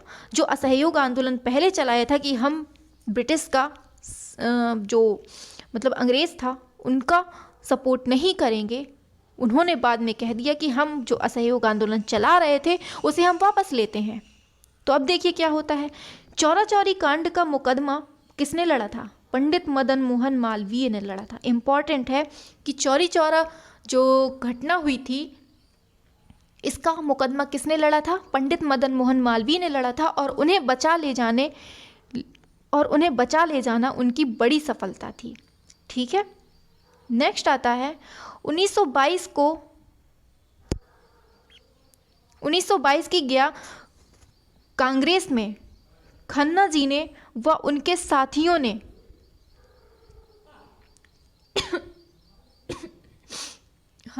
तो खन्ना जी ने व उनके साथियों ने बिस्मिल के साथ कंधे से कंधा मिलाकर गांधी जी का ऐसा विरोध किया कि कांग्रेस में फिर दो विचारधाराएं बन गईं। कांग्रेस में फिर से फूट पड़ने वाली है। अब देखिए, एक उदारवादी नरम दल तथा दूसरा विद्रोही गरम दल। गांधी जी विद्रोहियों को हुल्लड़बाज कहते थे। ठीक है, ये किसने कहा है? रिबेलियन ने कहा है। गांधी जी जो थे वो विद्रोहियों को हुल्लड़बाज कहते थे, और ये किसने बताया है? ये बताया है रिबेलियन ने। मार्च 1922 में गांधी जी को गिरफ्तार कर 6 वर्ष हेतु जेल में बंद कर दिया गया। ठीक है, जेल में बंद कर दिया गया। अब आता है काकोरी कांड, काकोरी ट्रेन डकैती। तो ये फरवरी 1922 में चौरी चौरा कांड के बाद जब गांधी जी ने असहयोग आंदोलन को वापस ले लिया, तब भारत के युवा वर्ग में जो निराशा उत्पन्न हुई उसका निराकरण काकोरी कांड में किया गया। ठीक है, 9 अगस्त 1925 को क्रांतिकारियों ने काकोरी में एक ट्रेन में डकैती डाली थी। उस घटना को काकोरी कांड कहते हैं। ठीक है, तो इन्होंने ट्रेन को लूट लिया था, और क्रांतिकारियों का मकसद ट्रेन से सरकारी खजाना लूटकर उन पैसों से हथियार खरीदना था, ताकि अंग्रेजों के खिलाफ युद्ध को मजबूती मिल सके। ट्रेन डकैती में खजाना लूटने वाले क्रांतिकारी हिंदुस्तान रिपब्लिकन एसोसिएशन के सदस्य थे। ठीक है, HRA के सदस्य थे। अब आता है HRA, Hindustan Republican association. HRA की स्थापना कब हुई थी? 1923 में हुई थी। किसने की थी? सचिंद्र नाथ सान्याल ने की थी। हिंदुस्तान रिपब्लिकन एसोसिएशन की जो स्थापना की थी वो 1923 में। इस क्रांतिकारी पार्टी के लोग अपने कामों को अंजाम देने के लिए धन इकट्ठा करने के उद्देश्य से डाका डालते थे। इन डकैतियों में धन कम मिलता था और निर्दोष व्यक्ति मारे जाते थे। इस कारण सरकार क्रांतिकारियों को चोर डाकू कहकर बदनाम करती थी। धीरे धीरे क्रांतिकारियों ने अपनी रणनीति बदली और सरकारी खजाने को लूटना शुरू कर दिया। समझ रहे हैं? सरकारी खजाने को लूटना शुरू कर दिया।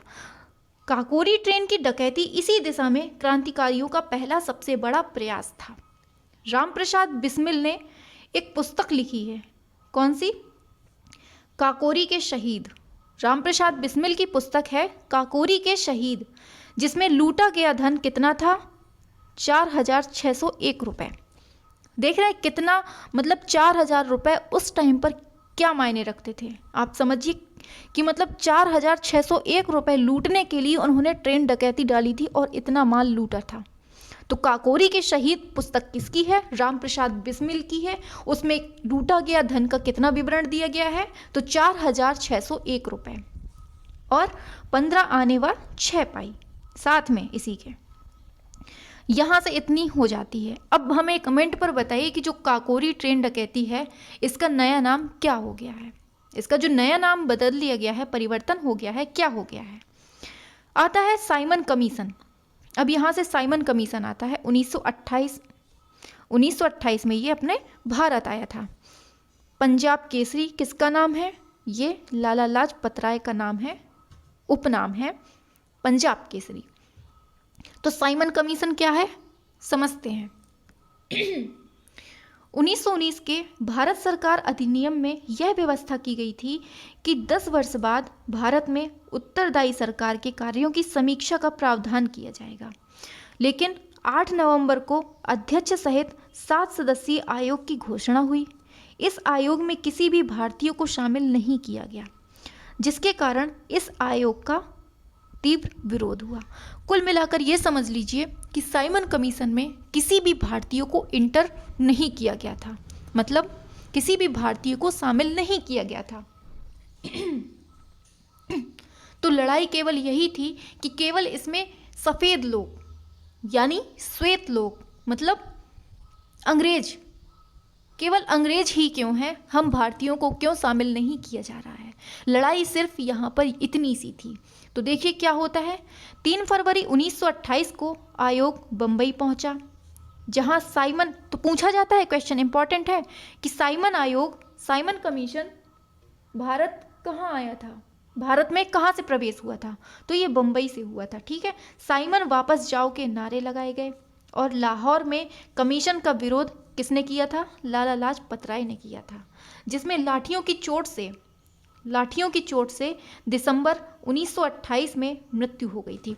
तो इम्पॉर्टेंट है, इसकी एक एक लाइन इम्पॉर्टेंट है कि साइमन आयोग जो है आया था वो भारत में कहाँ से प्रवेश हुआ था, तो बम्बई से हुआ था। कब, 1928 में। और साइमन कमीशन बना कब था, 1927 में बना था, लेकिन भारत कब पहुँचा, तो 1928 में पहुँचा। कहाँ पर, बम्बई में पहुँचा।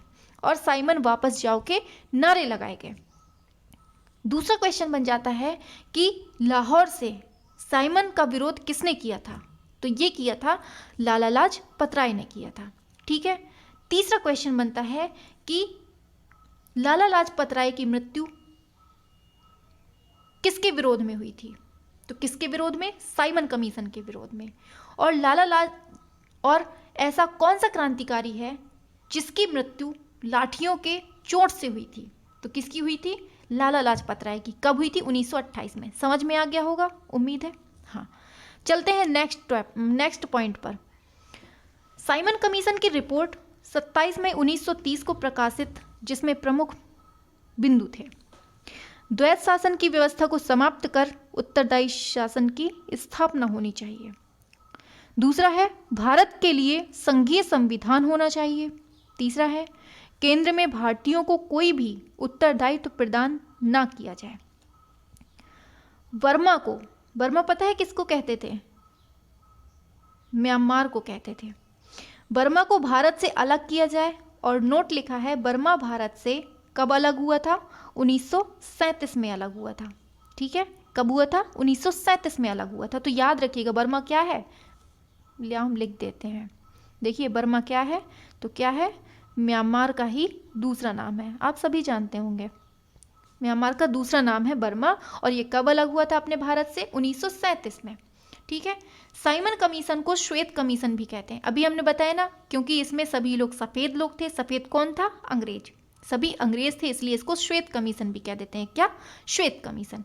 साइमन कमीशन का मुख्य उद्देश्य क्या था, प्रशासनिक सुधार के विचार के लिए ये बनाया गया था। समझ गए। नेक्स्ट पॉइंट पर चलते हैं। अब यहाँ से स्टार्ट हो जाता है बरदौली सत्याग्रह। क्या, बरदौली सत्याग्रह व नेहरू रिपोर्ट। कहाँ से, सूरत से। समझ में तो आ रहा होगा ना आपको। देखिए जितना भी पढ़ा रहे हैं बिल्कुल पुख्ता है, बिल्कुल सॉलिड है और एग्ज़ाम के दृष्टिकोण से बहुत इम्पॉर्टेंट भी है। आप सभी लोग समझ रहे होंगे। तो चलिए बिना टाइम वेस्ट किए ही आगे बढ़ते हैं। बारदौली सत्याग्रह भारतीय स्वाधीनता संग्राम के दौरान वर्ष 1928 में कहाँ से, गुजरात में। कब, 1928 में गुजरात में हुआ। यह एक किसान आंदोलन था। क्या था, किसान आंदोलन था। इसका नेतृत्व किसने किया था? वल्लभ भाई पटेल ने। इंपॉर्टेंट है, याद रखिएगा। उस समय प्रांतीय सरकार ने किसानों से लगान में 30%, कितना? 30% तक की वृद्धि कर दी थी। पटेल ने इस वृद्धि का जमकर विरोध किया था, मतलब सरदार वल्लभ भाई पटेल ने इसका विरोध किया था और सरकार ने इस सत्याग्रह आंदोलन को कुचलने के लिए कठोर कदम उठाए, पर अंततः विवश होकर उन्हें किसानों की मांगों को अपनाना पड़ा। ठीक है, समझ गए? हाँ, आता है फिर कि एक न्यायिक अधिकारी कौन था? ब्रूमफील्ड। कौन था? ब्रूमफील्ड। तथा एक राजस्व अधिकारी मैक्सवेल।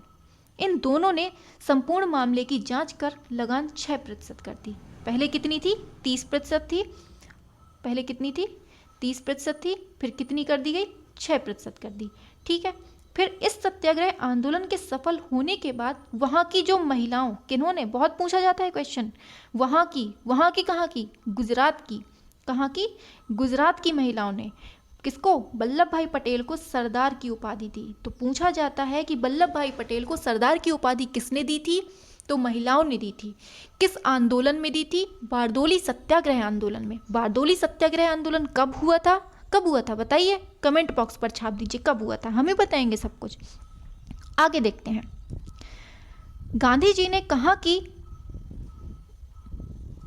यहां से देखते हैं, हाँ तो इसने, हाँ तो क्या आता है कि गांधी जी ने कहा कि इस तरह का हर संघर्ष, हर कोशिश हमें स्वराज के करीब पहुंचा रही है और हम सबको स्वराज की मंजिल तक पहुंचाने में संघर्ष सीधे स्वराज के लिए संघर्ष से कहीं ज़्यादा सहायक सिद्ध हो सकता है। गांधी जी ने कितनी बड़ी बात बोल दी कि अब हम स्वराज्य की मंजिल तक बिल्कुल पहुंचने वाले हैं। अगर हम ऐसे ही धीरे धीरे संघर्ष करते रहे तो हम एक दिन स्वराज्य को प्राप्त कर लेंगे। समझ गए? हाँ। फिर आती है नेहरू रिपोर्ट। अब नेहरू रिपोर्ट में क्या है? साइमन कमीशन की नियुक्ति के साथ ही भारत सचिव कौन? बिर्केनहेड। कौन था? बिर्केनहेड ने भारतीय नेताओं को यह चुनौती दी कि यदि वे विभिन्न दलों और संप्रदायों की सहमति से एक संविधान तैयार कर सकें तो इंग्लैंड सरकार उस पर गंभीरता से विचार करेगी। इस चुनौती को भारतीय नेताओं ने स्वीकार कर लिया, क्योंकि चुनौतियां स्वीकार करने में हमारा भारत सबसे पहले नंबर पर आता है। हमारा भारत ही एक ऐसा देश है जहां पर चुनौतियां सबसे ज़्यादा स्वीकार की जाती हैं और उस पर सिद्ध भी करते हैं हम लोग, उसको हम करके भी दिखाते हैं। और इस बात का प्रयास किया गया कि साथ में मिलजुल कर संविधान का एक प्रारूप तैयार किया जाए। इसके लिए किसने? मोतीलाल नेहरू। इंपॉर्टेंट है, मोतीलाल नेहरू की अध्यक्षता में एक समिति का गठन किया गया और इसका कार्य संविधान का प्रारूप तैयार करना था। ठीक है। फिर आता है, इस समिति के सचिव कौन थे? जवाहरलाल नेहरू थे। इन्होंने 9 अन्य सदस्य भी, जिनमें से एक कौन थे? सुभाष चंद्र बोस थे, शामिल किया गया। फिर समिति ने अपनी रिपोर्ट 28 से 30 अगस्त 1928 को प्रस्तुत की, जिसे नेहरू रिपोर्ट के नाम से जाने जाता है। तो समझ गए नेहरू रिपोर्ट क्या थी? संविधान बनाने के लिए जो पहला मसौदा तैयार किया गया था वो नेहरू रिपोर्ट के नाम से जाना जाता है। अब नेहरू रिपोर्ट में संविधान में क्या क्या बातें थी तो समझिएगा। भारत को एक डोमिनियन स्टेट राज्य का दर्जा दिया जाए, पहली मांग थी। दूसरा था, केंद्र में द्विसदनात्मक प्रणाली की स्थापना की जाए। नेक्स्ट था, कार्यकारिणी पूरी तरह से व्यवस्थापिका सभा के प्रति उत्तरदायी हो जाए। चौथा था, समस्त दायित्व भारतीय प्रतिनिधियों को सौंपा जाए। पांचवा पॉइंट था, भारत में संघीय प्रणाली की स्थापना की जाए। अवशिष्ट शक्ति केंद्र के पास हो। किसके पास? केंद्र के पास। सभी चुनाव क्षेत्रीय आधार पर हों। समझ गए? नेक्स्ट था, सांप्रदायिक प्रतिनिधित्व को समाप्त कर दिया जाए। सही बात है। नेक्स्ट था, निर्वाचन वयस्क मताधिकार के आधार पर हो। बिल्कुल करेक्ट बात। मतलब इन्होंने जितनी मांगे रखी थी, बिल्कुल पुख्ता मांगे रखी थी, बिल्कुल सॉलिड मांगे रखी थी कि हमें ये चाहिए। तो देखिए क्या होता है आगे। कोई राजधर्म नहीं होना चाहिए, पुरुष स्त्रियों को समान नागरिक अधिकार मिलना चाहिए, सर्वोच्च न्यायालय के निर्माण का प्रस्ताव दिया और जो 13वां पॉइंट था, संघीय शासन का प्रस्ताव दिया जिसमें अवशिष्ट शक्तियां केंद्र को मिलनी चाहिए। तो नेहरू रिपोर्ट तो दे दी गई, अब ये पॉइंट दे दिए गए, लेकिन क्या हुआ कि जब अपने भारत में ये चीज़ तो कहा जाएगा, हम हो या आप हो, सभी लोग मानते हैं इस बात को कि अगर कुछ अच्छा काम हो रहा होगा या फिर कुछ भी हो रहा होगा तो उसका विरोध पहले कर दिया जाता है। तो देखिए वह ऐसा ही पहले हुआ था, नेहरू रिपोर्ट का विरोध हुआ। नेहरू रिपोर्ट का जिन्ना किसने, मोहम्मद अली जिन्ना और मुस्लिम क्या कह रहे हैं, हाँ, नेहरू रिपोर्ट का जिन्ना और मुस्लिम लीग के अन्य नेताओं ने जोरदार विरोध किया और उसके पीछे मूल कारण यह था कि इसमें सांप्रदायिक आधार पर प्रतिनिधित्व का प्रावधान नहीं किया गया था।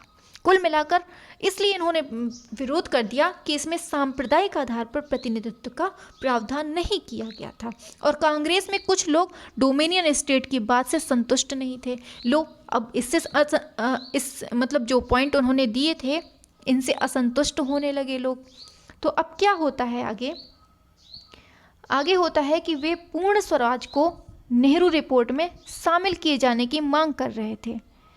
कांग्रेस, मुस्लिम लीग और अन्य राजनेताओं में नेहरू रिपोर्ट के संदर्भ में पूर्ण सहमति नहीं होने के कारण ब्रिटिश सरकार ने रिपोर्ट को अस्वीकार कर दिया। ब्रिटिश सरकार तो बैठी ही थी रिपोर्ट को अस्वीकार करने के लिए, क्योंकि उन्होंने तो चुनौती दे दी थी कि तुम लोग अपना खुद का संविधान तैयार कर ही नहीं सकते, और जैसे तैसे मोतीलाल नेहरू ने जैसे तैसे बनाकर अगर पेश भी किया तो अपने ही भारतीयों ने उसका विरोध कर दिया। तो उन्हें तो मौका मिल गया बोलने का ब्रिटिश सरकार को कि लो, जब तुम्हारे ही लोग उसका विरोध कर रहे हैं तो हम कैसे इसको स्वीकार कर सकते हैं। तो इन्होंने क्या किया, इसको अस्वीकार कर दिया। अब यहाँ से स्टार्ट होता है नेक्स्ट टॉपिक, सविनय अवज्ञा आंदोलन। क्या, सविनय अवज्ञा आंदोलन। तो इसमें क्या था, असहयोग आंदोलन के पश्चात भी भारतीय राष्ट्रीय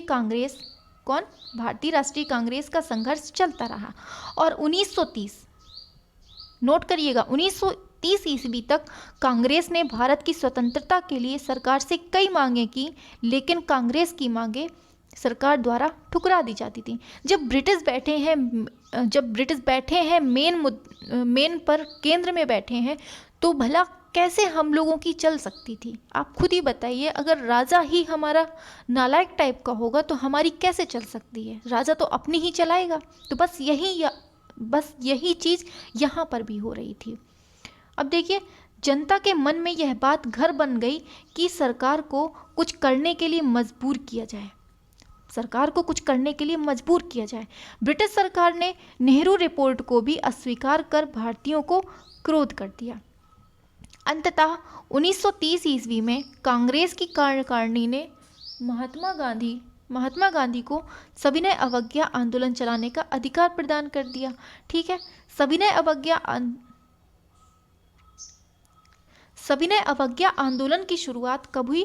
नमक कानून के आंदोलन से हुई। इन्होंने समुद्र तट के एक गांव, कौन सा गांव था, दांडी, जाकर नमक कानून को तोड़ना शुरू कर दिया। सारा देश जाग उठा और हर आदमी गांधी जी के नेतृत्व की राह देख रहा था और मार्च 1930 से महात्मा गांधी जी के नेतृत्व में राष्ट्रीय आंदोलन में एक नई दिशा दिखाई दी, जिसकी शुरुआत सविनय अवज्ञा आंदोलन और दांडी मार्च से सरकार ने नमक पर आबकारी कर लगा दिया, जिससे उसके खजाने में बहुत अधिक इजाफा होने लगा। और तो और सरकार के पास नमक बनाने का एकाधिकार भी आ गया। देखिए, समझ में नहीं आ रहा होगा जो लिखा है, क्योंकि बहुत एक तरह से बोले तो हाई स्पीड में, जैसे एक्सप्रेस की तरह लिखा है मैंने, तो बहुत हाई स्पीड में लिखा है, इसलिए जल्दी जल्दी में बहुत घसीट कर लिखा हुआ है, इसलिए राइटिंग थोड़ी सी बिगड़ी हुई है, फिर भी कोऑपरेट करिए। तो नेक्स्ट पॉइंट क्या आता है, गांधी जी का ध्येय था नमक कर पर जोरदार वार करना। किस पर? नमक कर पर। तो इस अनावश्यक कानून को ध्वस्त कर देना 2 मार्च 1930 को गांधी जी ने नए वायसराय लॉर्ड इरविन, तो पूछा जाता है कि जब सविनय अवज्ञा आंदोलन चल रहा था तब वायसराय कौन था? इरविन था। ब्रिटिश राज्य ने भारत की खेदजनक दशा के बारे में एक लंबा पत्र भी लिखा, पर उस पत्र का कोई जवाब नहीं मिला। जब राजा ही ऐसा है तो कैसे उस पत्र का जवाब मिल सकता है? जब राजा खुद नहीं चाहता कि हमारे पास कोई पत्र आए या फिर हम उस पर कोई कार्रवाई करें, तो हम चाहे लाखों पत्र लिख दें, कोई फर्क नहीं पड़ता। ठीक ये हो रहा था। गांधी जी के नमक सत्याग्रह से सारा भारत आंदोलित हो उठा और 12 मार्च 1930 को सवेरे 6:30 बजे हजारों लोगों ने देखा कि गांधी जी आश्रम के 78 अनुयायी, मतलब 78 स्वयंसेवकों सहित दांडी यात्रा पर निकल पड़े हैं। और दांडी उनके आश्रम से 241 मील दूर समुद्र किनारे बसा एक गांव है। गांधी जी ने सब देशवासियों को छूट दी कि वे अवैध रूप से नमक बनाना शुरू कर दें। समझ गए? हाँ। नेक्स्ट आता है, वह चाहते थे कि जनता खुलेआम नमक कानून तोड़े और पुलिस कार्यवाही के सामने अहिंसक विरोध प्रकट करे, पर अंग्रेजों ने लाठियां बरसाईं और गांधी जी को गिरफ्तार कर लिया। गिरफ्तार करने में तो नंबर 1 थे वो लोग। तो देखिए, गांधी जी को गिरफ्तार कर लिया गया। जब यह यरवदा जेल में शांतिपूर्ण बैठे हुए थे, सारे देश में सविनय अवज्ञा के कारण ब्रिटिश सरकार की नाकों में दम कर दिया था और जेल में बाढ़ सी आ गई थी। देख रहे हैं कि कितना उथल पुथल हो गया था केवल एक आंदोलन की वजह से। कौन सा आंदोलन था? नमक तोड़ो आंदोलन। ठीक है, नमक आंदोलन की वजह से कितना कुछ हो गया था। पूरे भारत में जेलें भर गई थी, मतलब जेल में बाढ़ सी आ गई थी। अब आता है सविनय आंदोलन के कारण। क्या थे सविनय आंदोलन के कारण? ब्रिटिश सरकार का नेहरू रिपोर्ट अस्वीकार कर देना, जिससे भारतीयों के पास संघर्ष के अलावा कोई मार्ग नहीं था। बिल्कुल सही बात है। अब ये मुंह पर देख भी रहे हैं। समझ में तो आ रहा है ना आप सभी को? हाँ, आ रहा होगा। हमें तो लग रहा है कि आप सभी को समझ में आ रहा होगा। हाँ, भारत में आर्थिक स्थिति शोचनीय थी और भूखमरी बहुत चरम सीमा पे थी। किसानों और मजदूरों की स्थिति बहुत ही दयनीय हो गई थी। फलस्वरूप देश का वातावरण तेजी से ब्रिटिश सरकार विरोधी होता गया और गांधी जी ने इसका फायदा उठाकर सविनय अवज्ञा आंदोलन की तरफ मोड़ दिया था। और निष्कर्ष क्या निकलता है इससे? निष्कर्ष निकल आया कि इस आंदोलन की एक प्रमुख विशेषता महिलाओं की भागीदारी थी। हजारों महिलाओं ने घरों से बाहर निकलकर आंदोलन में सक्रिय सहयोग दिया। यहाँ यह उल्लेखनीय है कि मुस्लिम लीग को छोड़ भारत के सभी दलों और सभी वर्गों इस आंदोलन का साथ दिया। मतलब देख रहे हैं कि पूरा देश उमड़ पड़ा था। बच्चा, महिलाएं या फिर आदमी पुरुष जो भी थे, सभी टूट पड़े थे। तो ये एक इसमें सबसे बड़ी बात थी। यहाँ पर सबसे बड़ी बात क्या थी? यूनिटी थी। यूनिटी ऐसी कि वहाँ महिलाएं भी थी, वहाँ पुरुष भी थे, वहाँ बच्चे भी थे। नेक्स्ट पॉइंट आता है, अब सरकार भी गांधी जी और कांग्रेस के महत्व को समझने लगी थी। वह समझ गई कि आंदोलन को केवल ताकत के बल पर नहीं दबाया जा सकता, अतः संवैधानिक सुधारों की बात सोची जानी चाहिए। इस उद्देश्य से लंदन में प्रथम गोलमेज सम्मेलन हुआ, परंतु कांग्रेस का बहिष्कार के चलते वह असफल रहा। कांग्रेस ने भाग नहीं लिया। बाध्य होकर फिर क्या होता है? फिर देखिए, बाध्य होकर सरकार को गांधी के साथ समझौता करना पड़ा, और जो गांधी इरविन समझौता कहलाता है। तो गांधी इरविन समझौता कब होता है? 1931 में होता है। ठीक है, याद रखिएगा। अब आता है गोलमेज सम्मेलन की बात। तो गोलमेज सम्मेलन 1930 से 1932 ईस्वी तक के बीच में लंदन में आयोजित हुआ था। कब हुआ था? लंदन में। इस सम्मेलन का आयोजन तत्कालीन वायसराय कौन थे? लॉर्ड इरविन 31 अगस्त 1929 ईस्वी की घोषणा के तहत पर हुआ था। ठीक है, इस सम्मेलन में लॉर्ड इरविन ने साइमन कमीशन की रिपोर्ट प्रस्तुत की और उसके उपरांत भारत के नए संविधान की रचना के लिए लंदन में गोलमेज सम्मेलन का प्रस्ताव रखा गया। समझ गए? नेक्स्ट आता है 6 अप्रैल 1930 को महात्मा गांधी ने सविनय अवज्ञा आंदोलन प्रारंभ किया और उसके 1 मास के उपरांत ही साइमन कमीशन की रिपोर्ट प्रकाशित हुई। भारत सरकार ने ऑर्डिनेंस राज लागू करके कठोर दमन नीति का आश्रय लिया और महात्मा गांधी सहित कांग्रेस के सभी नेताओं को जेल में बंद कर दिया। देखिए कितना कुछ हो रहा है इधर पे। इसमें यद्यपि आंदोलन प्रकट रूप में तो शांत हो गया, लेकिन अप्रत्यक्ष रूप से अंदर ही अंदर आग सुलगती रही। देख रहे हैं कितना कुछ हो रहा है। निरंतर बढ़ते हुए असंतोष को दूर करने के लिए ही नवंबर 1931 ईस्वी में लंदन में गोलमेज सम्मेलन का आयोजन हुआ, जिसमें भारत और इंग्लैंड के सभी राजनीतिक दलों के प्रतिनिधियों को आमंत्रित किया गया था। इस सम्मेलन का अध्यक्ष इंग्लैंड के तत्कालीन प्रधानमंत्री रैमजे मैकडोनाल्ड ने, और 3 सम्मेलन आयोजित हुए थे। तो ये हैं 3 सम्मेलन, कौन कौन से? पहला गोलमेज सम्मेलन, दूसरा गोलमेज सम्मेलन, तीसरा गोलमेज सम्मेलन। तो पहला जो सम्मेलन हुआ था वो 12 सितंबर 1930 ईस्वी से 29 जनवरी 1931 ईस्वी तक। दूसरा हुआ था 7 सितंबर 1930 से लेकर 2 दिसंबर 1931 तक। समझ गए? तीसरा हुआ था 17 नवंबर 1932 से 24 दिसंबर 1932 तक। समझ गए? नेक्स्ट आता है, अब बात करते हैं प्रथम सम्मेलन में क्या हुआ। प्रथम सम्मेलन में भारतीय राष्ट्रीय कांग्रेस ने अपना कोई प्रतिनिधि नहीं भेजा। तो पूछा जाता है कि भारतीय राष्ट्रीय कांग्रेस पहले प्रथम सम्मेलन में, प्रथम गोलमेज सम्मेलन में सम्मिलित हुई थी या नहीं? तो सम्मिलित नहीं हुई थी। तो फिर किस में सम्मिलित हुई थी? दूसरे गोलमेज सम्मेलन में नेशनल कांग्रेस सम्मिलित हुई थी। आगे देखते हैं, अभी आएगा।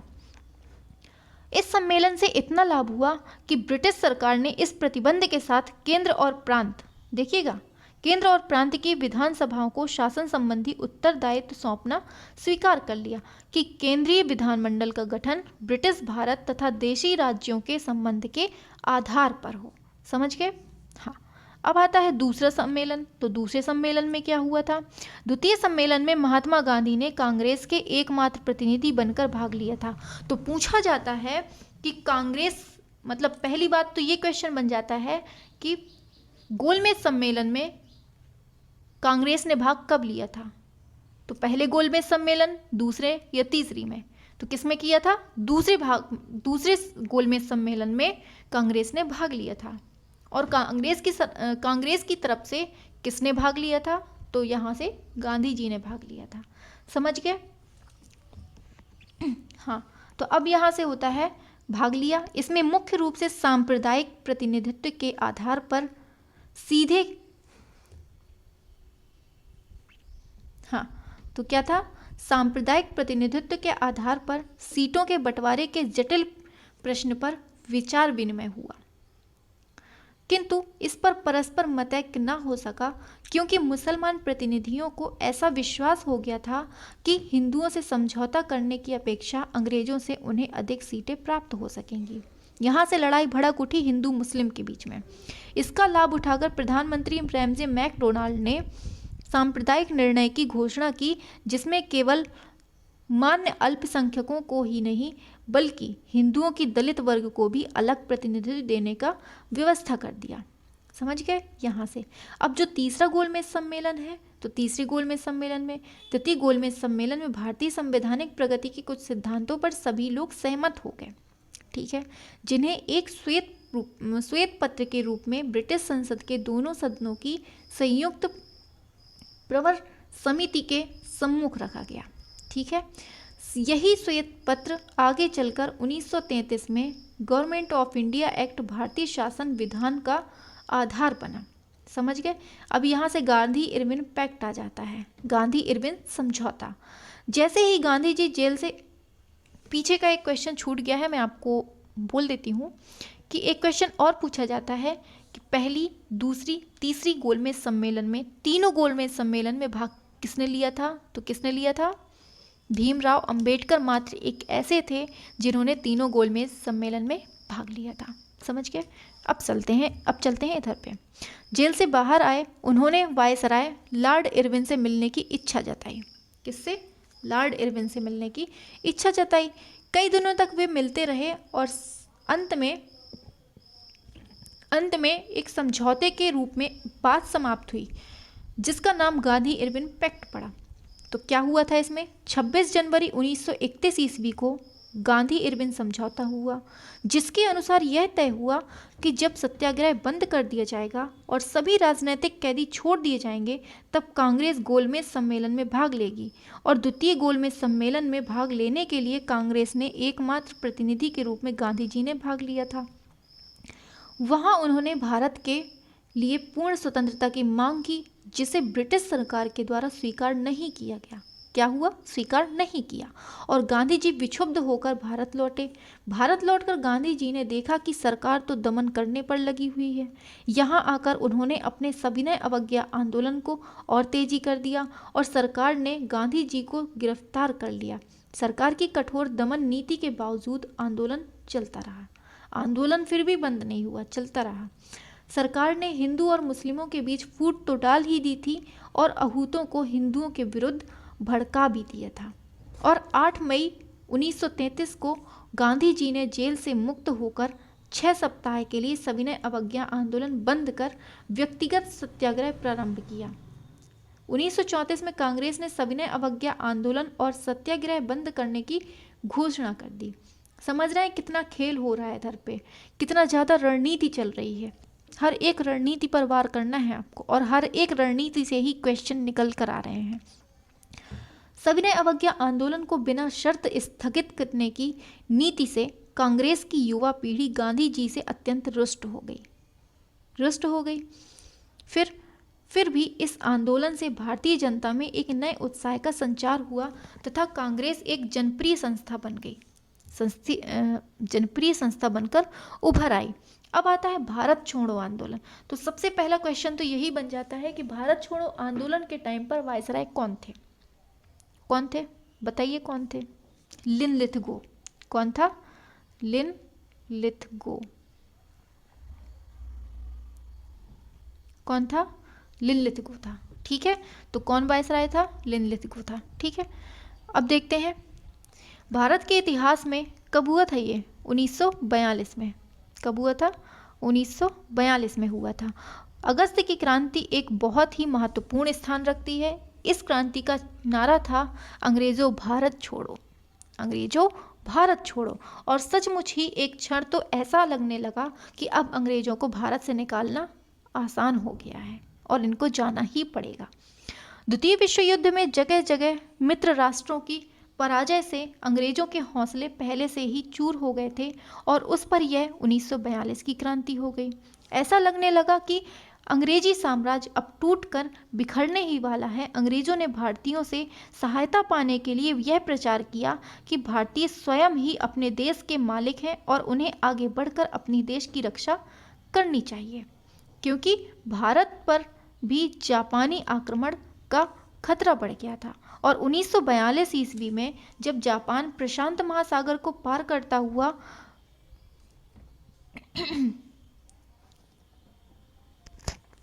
1942 में जब जापान प्रशांत महासागर को पार करता हुआ मलाया और बर्मा तक आ गया, तो ब्रिटेन ने भारत के साथ समझौता कर लेने की बात पर विचार किया। यहाँ पर समझौते की बात आ गई थी। अंग्रेजों को डर था कि कहीं जापान भारत पर भी आक्रमण न करते। देखिए, यहाँ से अंग्रेज डर गए, लेकिन गांधी जी का विचार था कि अंग्रेजों का उपस्थिति के कारण ही जापान भारत पर आक्रमण करना चाहता है। इसलिए उन्होंने अंग्रेजों को भारत छोड़ने तथा भारतीयों के हाथ में सत्ता सौंपने की मांग की। यदि ब्रिटिश सरकार भारतीयों के हाथ में सत्ता सौंपने के लिए तैयार हो जाती तो भारत युद्ध में सहायता दे सकता था। लेकिन क्या हुआ, आगे देखते हैं। अंग्रेज इसके लिए तैयार नहीं थे, अतः आंदोलनकारियों ने अंग्रेजों को भारत छोड़ने की धमकी दी। कई कांग्रेसी नेता का विचार था कि जापानी खतरे को देखते हुए इस आंदोलन का यह सही समय नहीं था। मौलाना आज़ाद भी गांधी जी से सहमत नहीं थे, यहाँ पर अपने ही अपनों से सहमत नहीं थे। 1942 ईस्वी में वर्धा में कांग्रेस की बैठक हुई और गांधी जी और सरदार पटेल के प्रयास से अहिंसक विद्रोह का कार्यक्रम पारित कर दिया गया। समझ गए? पुनः 8 अगस्त 1942, समझ गए? देखिएगा आप यहाँ पे क्या होता है।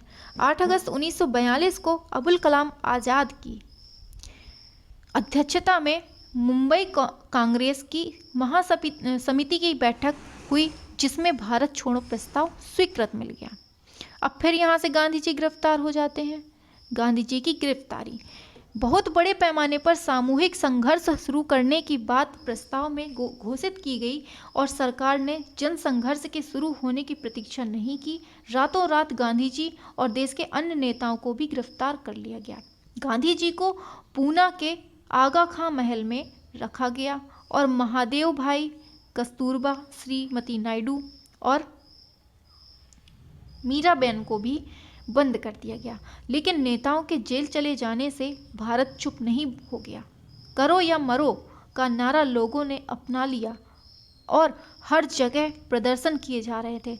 सारे देश में हिंसक कार्रवाई फूट पड़ी थी। देख रहे हैं कितना उमड़ पड़ा था भारत में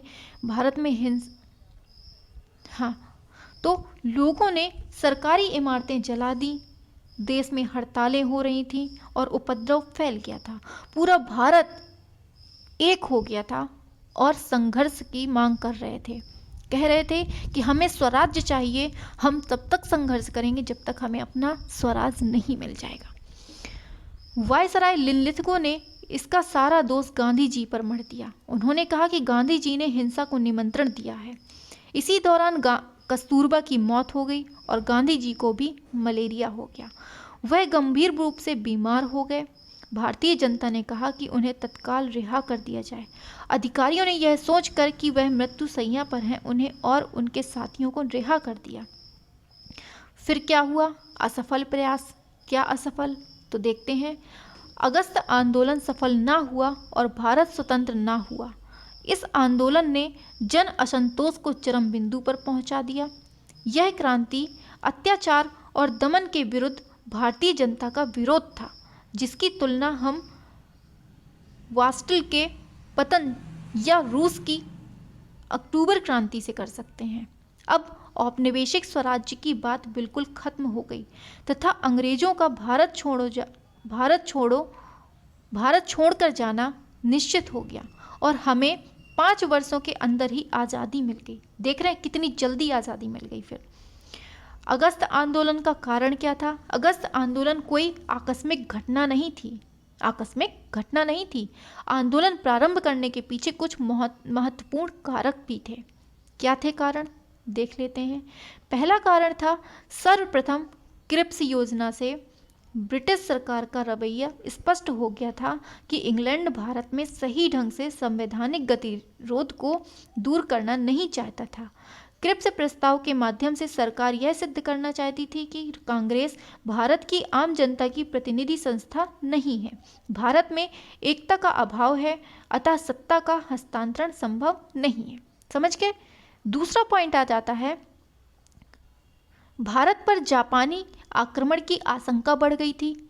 सिंगापुर, मलाया और बर्मा को छोड़ने के लिए अंग्रेजों को विवश होना पड़ा था और बंगाल छोड़ने के पहले सत्ता भारतीयों के हाथ में हस्तांतरित करने के लिए अगस्त आंदोलन प्रारंभ कर दिया गया था। दूसरा पॉइंट हो गया। तीसरा पॉइंट आ जाता है, बर्मा पर मतलब म्यांमार पर जापानी आक्रमण के समय शरणार्थियों के साथ अंग्रेजी सरकार ने भेदभाव की नीति अपनाई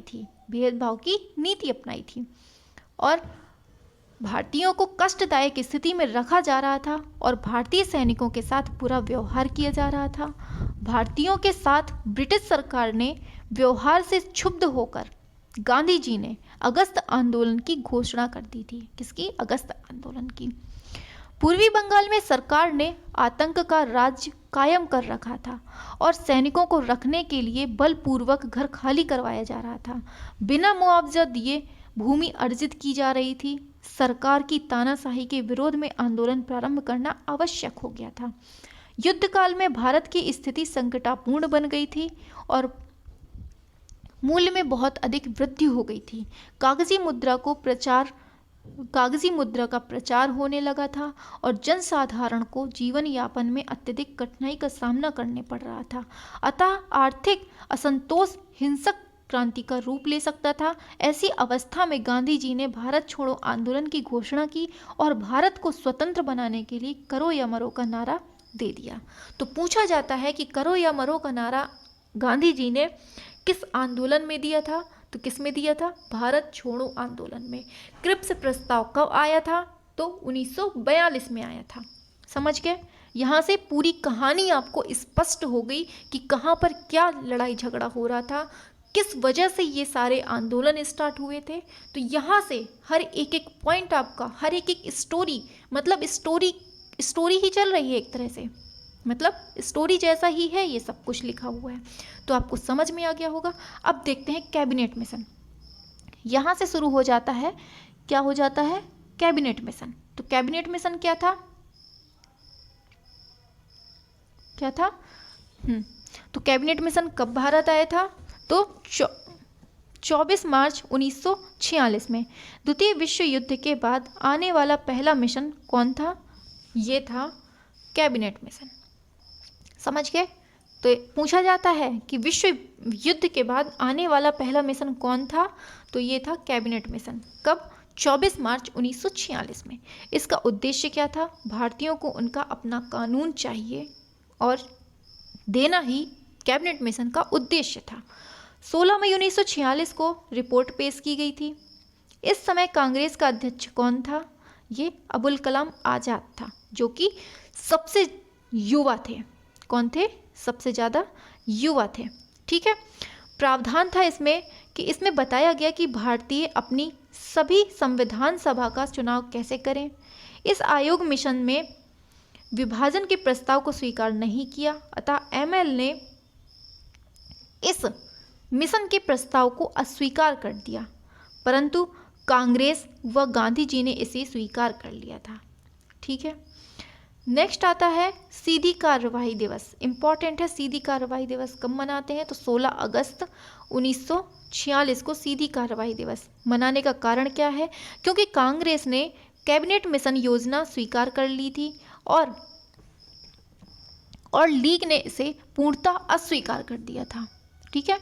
अतः वायसराय 12 अगस्त 1946 को कांग्रेस को अंतरिम सरकार बनाने हेतु निमंत्रण भेजा, जिसे स्वीकार कर लिया गया, जिसमें एमएल की पूर्णतया उपेक्षा की गई, जिससे वह नाराज हो गई। वह सीधे कार्यवाही दिवस घोषणा कर दी। इस दौरान पूरे देश में दंगे आरंभ हो गए, जिसमें 1,80,000 लोग मारे गए थे। अतः गांधी जी इन्हीं दंगों को रोकने हेतु बंगाल को नोवाखाली स्थान पर, इंपॉर्टेंट है, बंगाल के नोवाखाली स्थान गए। और अब भारत को आज़ादी मिली तो उस समय गांधी जी यहीं थे। तो क्वेश्चन पूछा जाता है कि जब भारत को आज़ादी मिली, जब भारत आज़ाद हुआ, तो गांधी जी कहाँ थे? तो ये बंगाल के नोवाखाली स्थान पर थे। समझ गए? हाँ। तथा ब्रिटिश हेड व भारत के अंतिम वायसराय लॉर्ड माउंटबेटन ने इन्हें वन मैन बाउंड्री कहा है। तो वन मैन बाउंड्री किसको कहा जाता है? गांधी जी को। किसने कहा था? अंतिम वायसराय लॉर्ड माउंटबेटन ने। ठीक है। यहाँ से हो जाता है अंतरिम सरकार की स्टार्टिंग। अंतरिम सरकार 2 सितंबर 1946। कुल सदस्य कितने थे इसमें? 12 थे। प्रमुख कौन थे इसमें? लॉर्ड वेवेल थे अंतरिम सरकार में। ठीक है। उपाध्यक्ष कौन थे? जवाहरलाल नेहरू। मुस्लिम लीग मतलब एमएल, जो हम पीछे एमएल पढ़ रहे हैं ना, तो आप उसको उल्टा मत समझ लीजिएगा कुछ भी, ये मुस्लिम लीग है, समझे? अपनी प्रतिभागिता नहीं दिखाई। नोट क्या लिखा है? नोट लिखा है 26 अक्टूबर 1946 को एमएल के 5 सदस्यों ने अंतरिम सरकार का हिस्सा बनना स्वीकार किया व इसी कारण 3 कांग्रेसियों ने इस्तीफा दे दिया और अंततः अंतरिम सरकार में कुल कितने सदस्य या मंत्री हो गए? 14। कितने? 14 हो गए। ठीक है। फिर विभाग और मंत्री का नाम इंपॉर्टेंट है, यहाँ से याद रखना है आपको। कानून मंत्रालय किसके पास पहुंचा? जोगेंद्र नाथ मंडल के। वित्त मंत्रालय लियाकत अली के। श्रम मंडल किसके पास पहुंचा? जगजीवन राम के। रक्षा मंत्रालय बलदेव सिंह के। खाद्य व कृषि मंत्रालय राजेंद्र प्रसाद। शिक्षा मंत्रालय राजगोपालाचारी। खेल मंत्रालय अरुणा आसफ अली। ये सब आपको याद करने हैं। कानून मंत्रालय किसके अंडर में क्या आया था? ठीक है, समझ में आ गया ना? हाँ, समझदार तो बहुत हैं, तुरंत आ जाता है।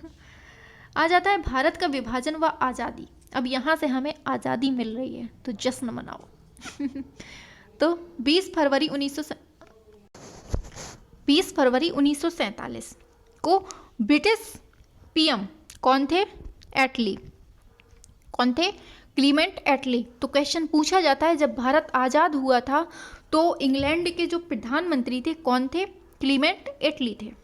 इन्होंने ये घोषणा की कि ब्रिटिश सरकार को 30 जून 1948 से पहले भारतीयों को सत्ता सौंप देगी, और इन्होंने लॉर्ड माउंटबेटन को नया ब्रिटिश प्रमुख बनाकर भारत भेजा, लॉर्ड माउंटबेटन को। ठीक है, फिर क्या हो जाता है इधर पे? माउंटबेटन योजना। अब यहाँ से आ जाती है माउंटबेटन योजना। ये थोड़ा सा ज़्यादा महीन लिखा है, लेकिन फिर भी समझने की कोशिश करिएगा। वैसे समझ में तो सब कुछ आ रहा है, मैं भी यहाँ से बोलती जा रही हूँ और थोड़ा सा कॉपरेट करिए। ठीक है, भारत आए, कब आए थे? 24 मार्च 1947 को भारत आए थे। इसको मैं थोड़ा सा पतला कर देती हूँ तो समझ में आएगा। तो भारत कब आए थे? 24 मार्च 1947 को आए थे। योजना प्रस्तुत कब की थी? ये 3 जून 1947 को की थी। अपनी इस योजना में उन्होंने भारत के विभाजन को स्वीकार कर लिया। कांग्रेस ने भी 14 जून 1947 को मेरठ में हुए अपने अधिवेशन में स्वीकार कर लिया, और मुस्लिम लीग ने भी अपने दिल्ली सेशन में इसे स्वीकार कर लिया। अब देखिएगा, इधर से इंपॉर्टेंट है, याद रखना है।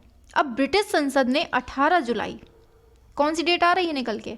18 जुलाई 1947 को भारतीय स्वतंत्रता कानून अधिनियम पास कर दिया। कब? 18 जुलाई 1947 को भारतीय स्वतंत्रता कानून अधिनियम पास कर दिया, और इसी के साथ 15 अगस्त 1947 को भारत व पाकिस्तान 2 स्वतंत्र राष्ट्र बन गए।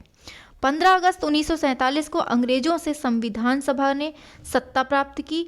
इस अवसर पर MS सुब्बुलक्ष्मी द्वारा जनगण मन गाया गया। इस टाइम पर किसने जनगण मन गाया था? MS सुब्बुलक्ष्मी ने गाया था।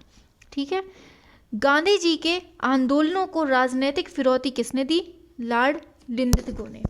ठीक है, भारतीय राष्ट्रवाद